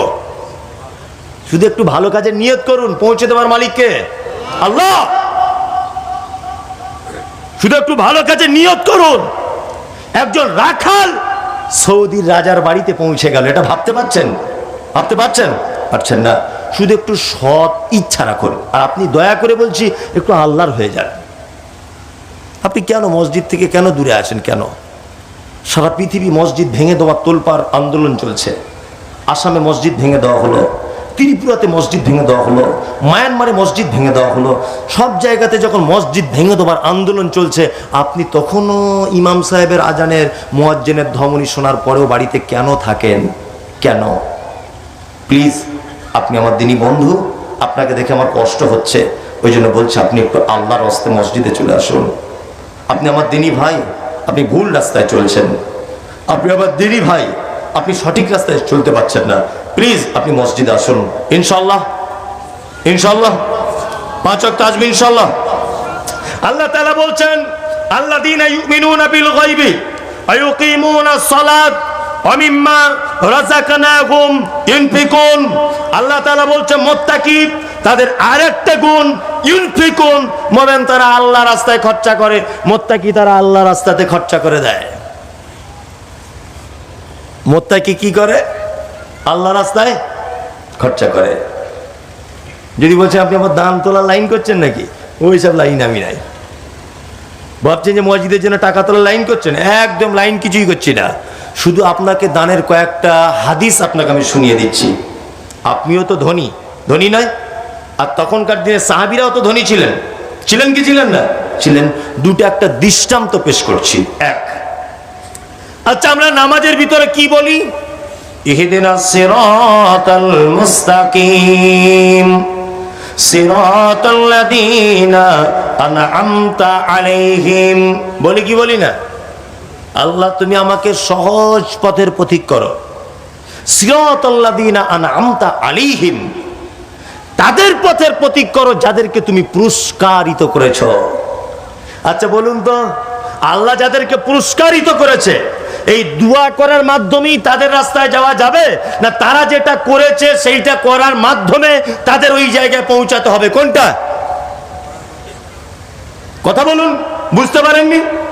আমি বলছি শুধু এই দোয়াটা করার কারণেই আপনি তাদের জায়গায় পৌঁছাতে পারবেন, না তারা যে কাজ করেছে সেই কাজ করার মাধ্যমে তাদের জায়গায় পৌঁছানো যাবে? কোনটা? তাহলে পুরস্কার পেয়েছে কারা? আল্লাহ তাআলা বলছে আনআমাল্লাহুন নাবিয়িনা সিদ্দিকিনা ওয়াশ শুহাদাই ওয়াস সালিহিন, নবীরা প্রাইজ পেয়ে গেছে। প্রাইজ পেয়েছে কারা?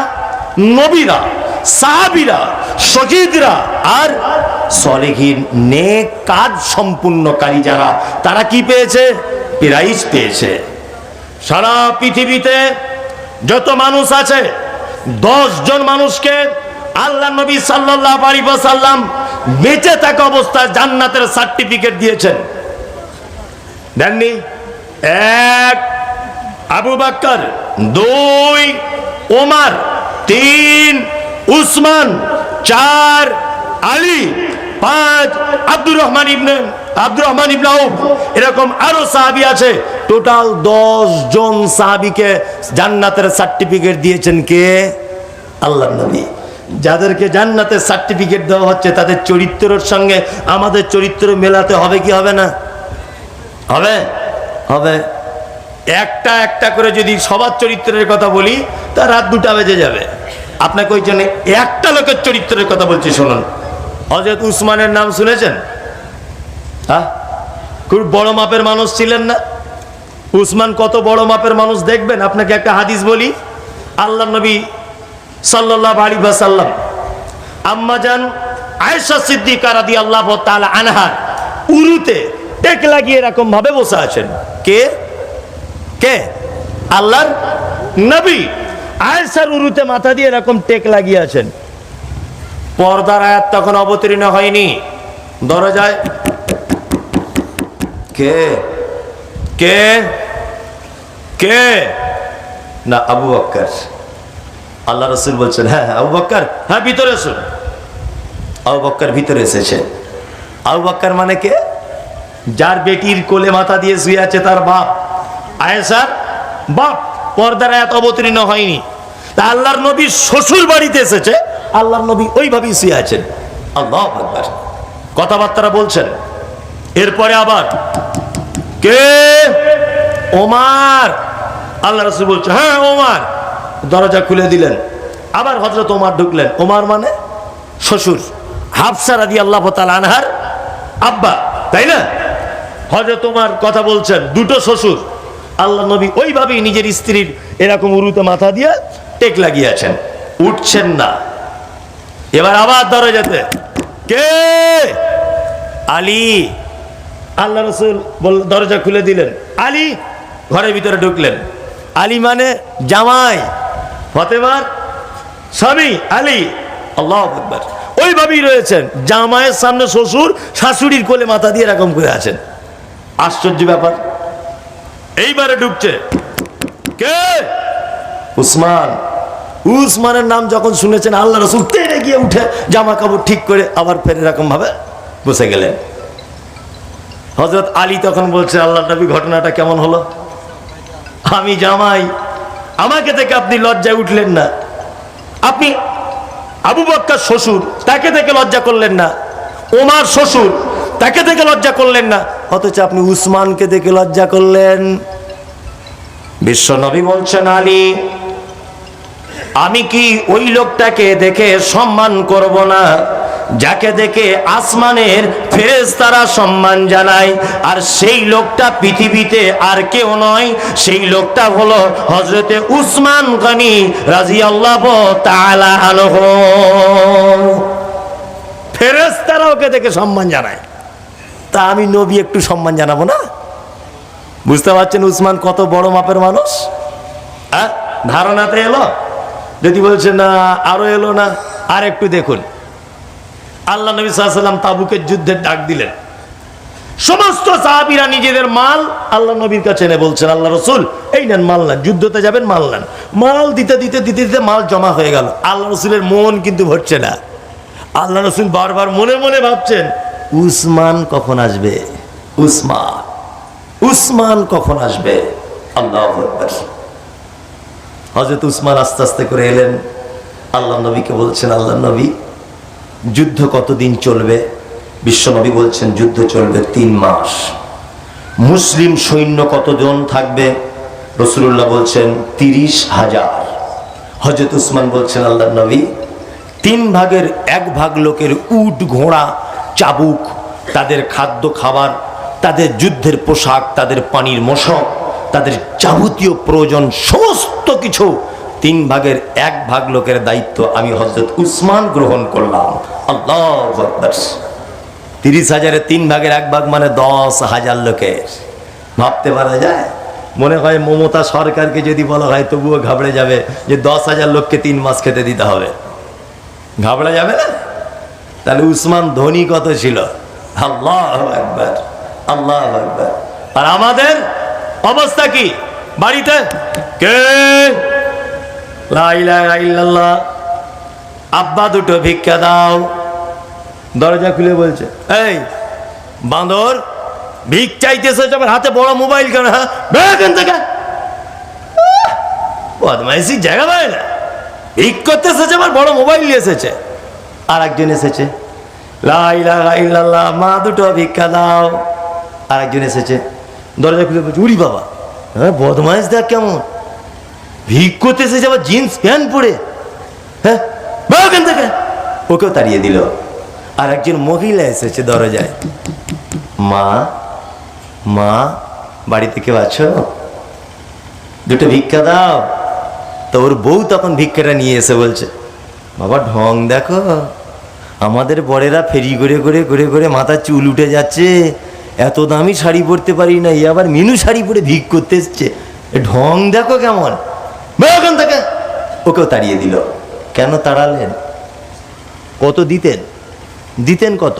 2 টাকার একটা কয়েন, ছোট্ট একটা 1 টাকার কয়েন, খুব জোর হলে 10 টাকার একটা পুরাতন নোট, তাই না?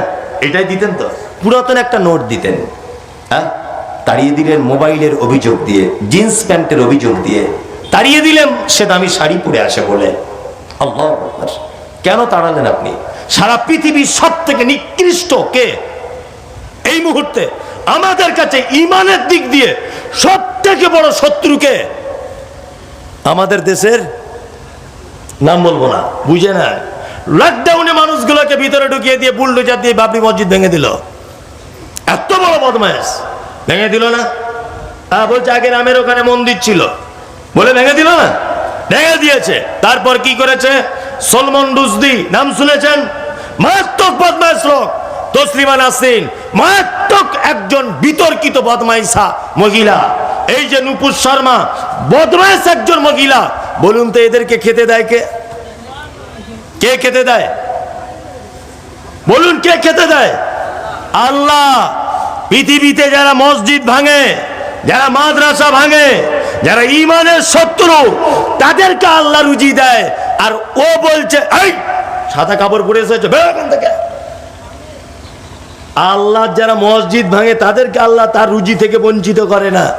আর ও একটা হাতে 10,000 টাকার মোবাইল নিয়ে ভিক্ষা করতে এসেছে, তুমি তাকে তাড়িয়ে দিচ্ছ। তোমার বিবেকের আক্কেল বলে কিছু আছে? আল্লাহ যদি একটা বদমাইশ চোর গুন্ডাকে খেতে দেয়, সে যদি তার লোকমা থেকে যদি ফেরত না দেয়, তুমি কেন তাকে ফেরত দিতে গেলে? এরকম করি কি করি না? করি কি করি না? দান মারাত্মক ইম্পর্টেন্ট একটি বিষয়, যে বিষয়ের সঙ্গে জান্নাত জড়িত রয়েছে। জান্নাত কি জড়িত রয়েছে? আল্লাহ নবী সাল্লাল্লাহু আলাইহি ওয়াসাল্লাম তিনি বলেছেন দান হচ্ছে দলিল।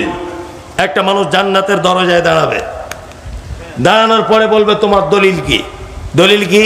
নামাজ পড়েছে দলিল হবে না, যাকাত দিয়েছে দলিল নাই, হজ করেছে দলিল নাই। আল্লাহ নবী সাল্লাল্লাহু আলাইহি ওয়াসাল্লাম তিনি বলেছেন যে সাদকা অর্থাৎ দান, এইটা যদি সে পেশ করতে পারে অবশ্যই তার জন্য জান্নাতের মানে রক্ষী যারা দরওয়ান যারা, তারা তার জন্য দ্বার উন্মুক্ত করে দিবে, ও সেই দ্বার দিয়ে ঢুকে যা আল্লাহর জান্নাতের নিয়ামত ভোগ করবে ইনশাআল্লাহ।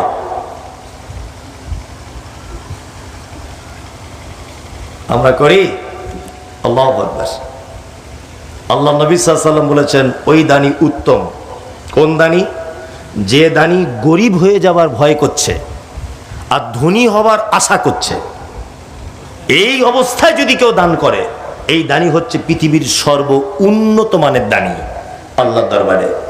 আমার কাছে 100 টাকা আছে, এমন সর্বনাশ, যদি 100 টাকা মসজিদে দিয়ে দিই আমি গরিব হয়ে যাব, আবার ভাবছি আর 100 টাকা হলে 200 টাকা আমি বড়লোক হয়ে যাব। এই রকম যারা পরিস্থিতিতে আছে, এই রকম যারা অবস্থাতে আছে, এই রকম অবস্থাতে যারা আল্লাহ রাস্তায় দান করে দেয়, আল্লাহ নবী সাল্লাল্লাহু আলাইহি ওয়াসাল্লাম বলছেন এ হচ্ছে সর্ব উত্তম দানি। আল্লাহু আকবার, আল্লাহু আকবার। আল্লাহ তুমি আমাদের মালে বরকত দাও, আর যারা দান করছি তুমি আমাদের দানগুলোকে গ্রহণ করে নাও, আমিন। আল্লাহ সুবহানাহু ওয়া তাআলা তারপরে বলছেন, আল্লাযীনা ইউমিনুনা বিমা উনজিলা ইলাইকা ওয়া মা উনজিলা মিন ক্বাবলিক ওয়া বিল আখিরাতি হুম ইউকিনুন। যারা ঈমান রাখে যেটা নাজিল করেছি অর্থাৎ আল কোরআন এবং এর আগেও যে কিতাবগুলি এসেছে তাদের উপরে যারা ঈমান রাখে, আল্লাহ সুবহানাহু ওয়া তাআলা বলছেন, এবং যারা আখিরাতের উপরে ঈমান রাখে, উলাইকা আলা হুদাম মির রাব্বিহিম, এরাই হচ্ছে তার রবের অনুগ্রহে হেদায়েতের উপরে, উলাইকা হুমুল মুফলিহুন, আর এরাই হচ্ছে পৃথিবী এবং আখিরাতে সফল কাম। সফল কাম কারা?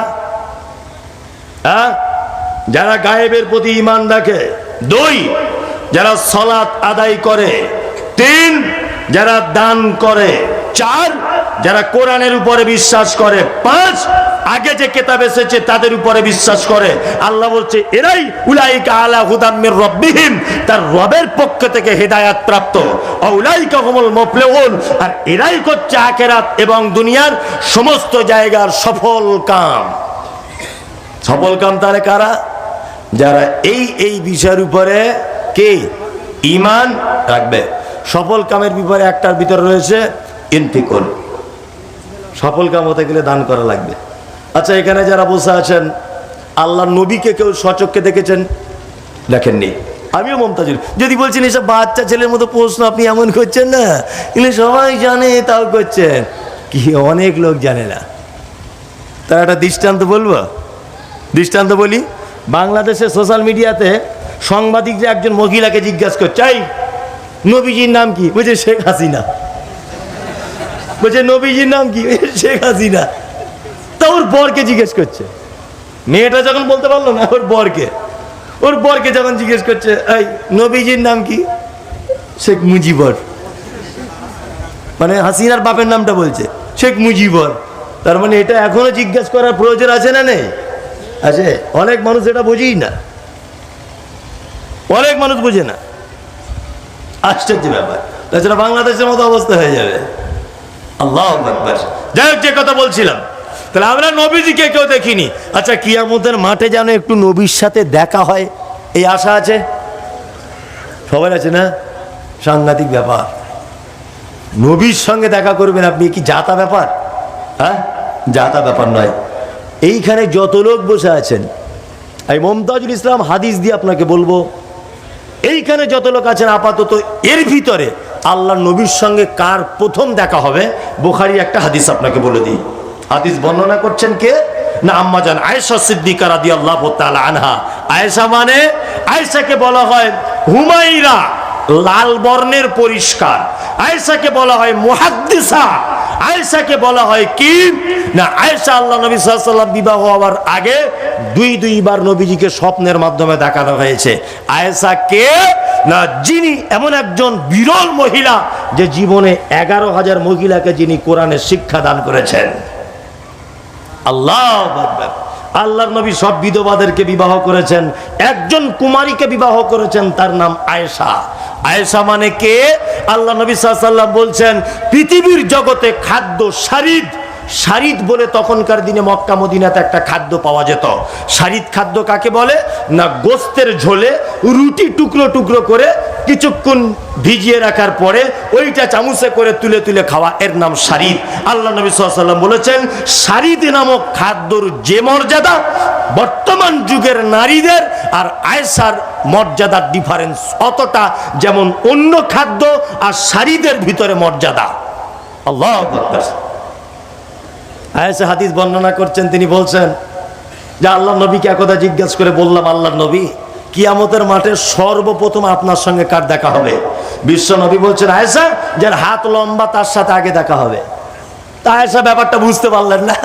অল্প বয়সের মেয়ে একটা লাঠি নিয়ে আল্লাহ নবীর অন্যান্য বিবি হাতগুলো মাপছেন, দেখা গেল সাওদার হাত লম্বা হয়ে গেল। আল্লাহ নবীর কাছে আয়েশা দুঃখ কণ্ঠে এসে বলছেন, আল্লাহ নবী, তাহলে আপনার সঙ্গে আমার মনে হয় দেখা হবে না। বিশ্ব নবী বলছেন, আয়েশা, ওই রকম হাত লম্বা নয়, যারা দানের ব্যাপারে প্রতিযোগিতা করে হাত লম্বা করে দেয়। আমি নবী বলছি, কিয়ামতের দিনের সাথে প্রথমে দেখা করব। নবী বলছেন তার সঙ্গে প্রথমে দেখা করব। রাত্রি এখন 1:30 বাজে, অনেক রাত। আমাকে তুলেছে 11:30টায়।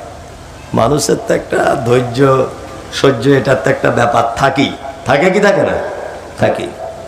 আমাকে অনেক ব্যাপারে যখন উঠি তখন বলতে মানা করে দেওয়া হয়েছে যে আপনি এইগুলো বলবেন না।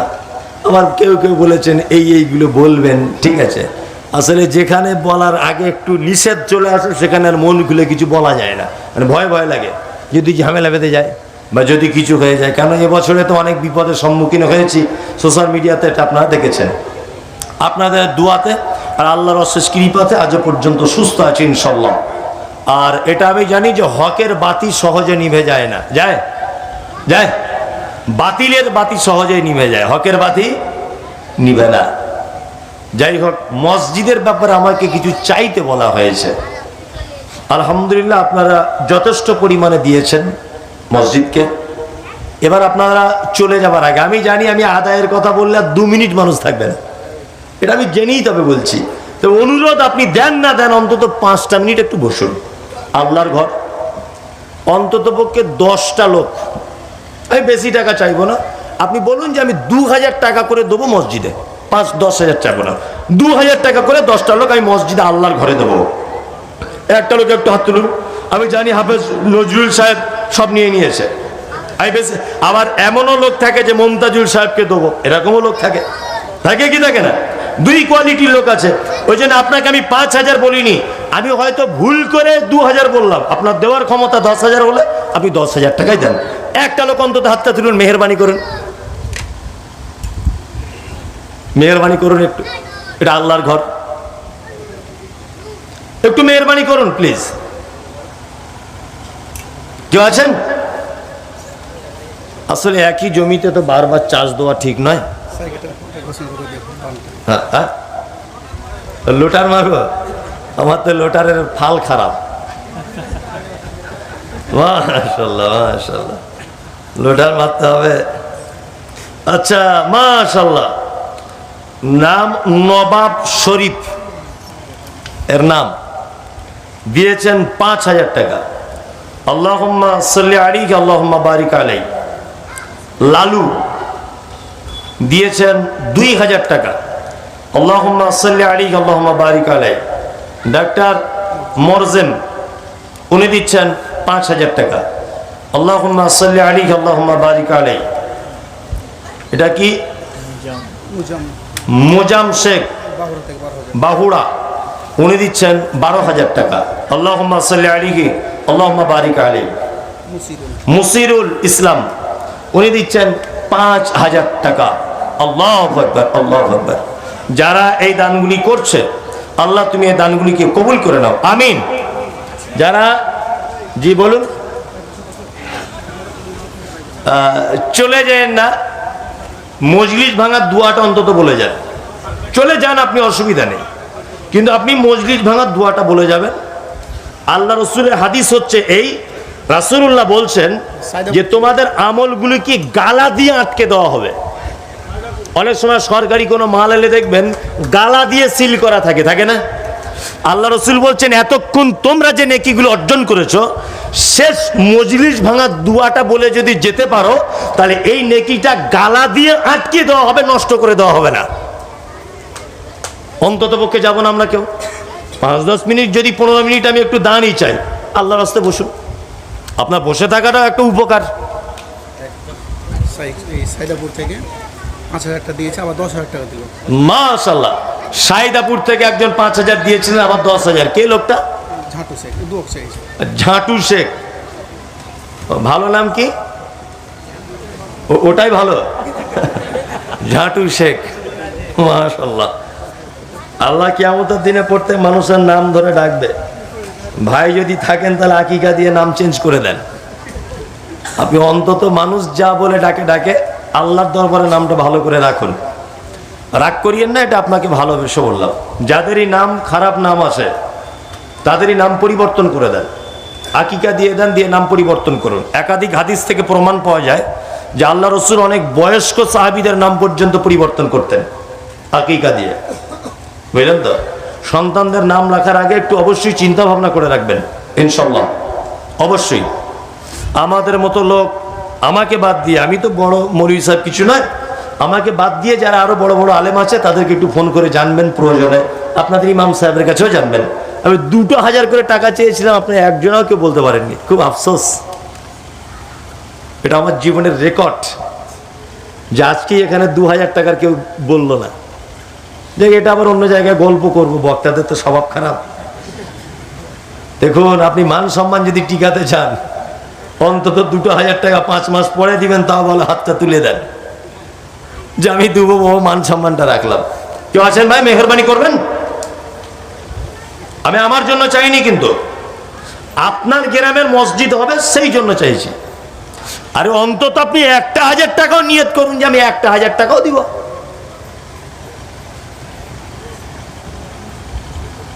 কত? 5,000? 2,000? মাশাআল্লাহ, ও অনেক চিন্তা ভাবনা করেই তুলেছে। আল্লাহর দানকে গ্রহণ করে নিক, আমিন বলুন, আমিন। আল্লাহুম্মা সাল্লি আলাইহি আল্লাহুম্মা বারিক আলাইহি। ভাইয়ার কেউ আসলে একটু মেহরবানি করবেন? একটা লোক হাত তুলুন যে 2,000 টাকা দিব, আমি 2-4 মাস পরে দিব বা কিছু। পরে বললে আর এক সমস্যা, কমিটির লোকের জুতো ছিঁড়ে যায়, চেয়েছে দিতে চায় না। এরকম লোক আছে না নেই? কমিটির লোকের জুতো ছিঁড়ে যাবে, চেয়েছে। আল্লাহু আকবার। আর ও তখন বিরক্ত হয়ে বলে, আরে দাঁড়াও, দিচ্ছি, দিব, অত তাড়া কিসের? বলে কি বলে না? আবার ধারে দান চাওয়া মুশকিল।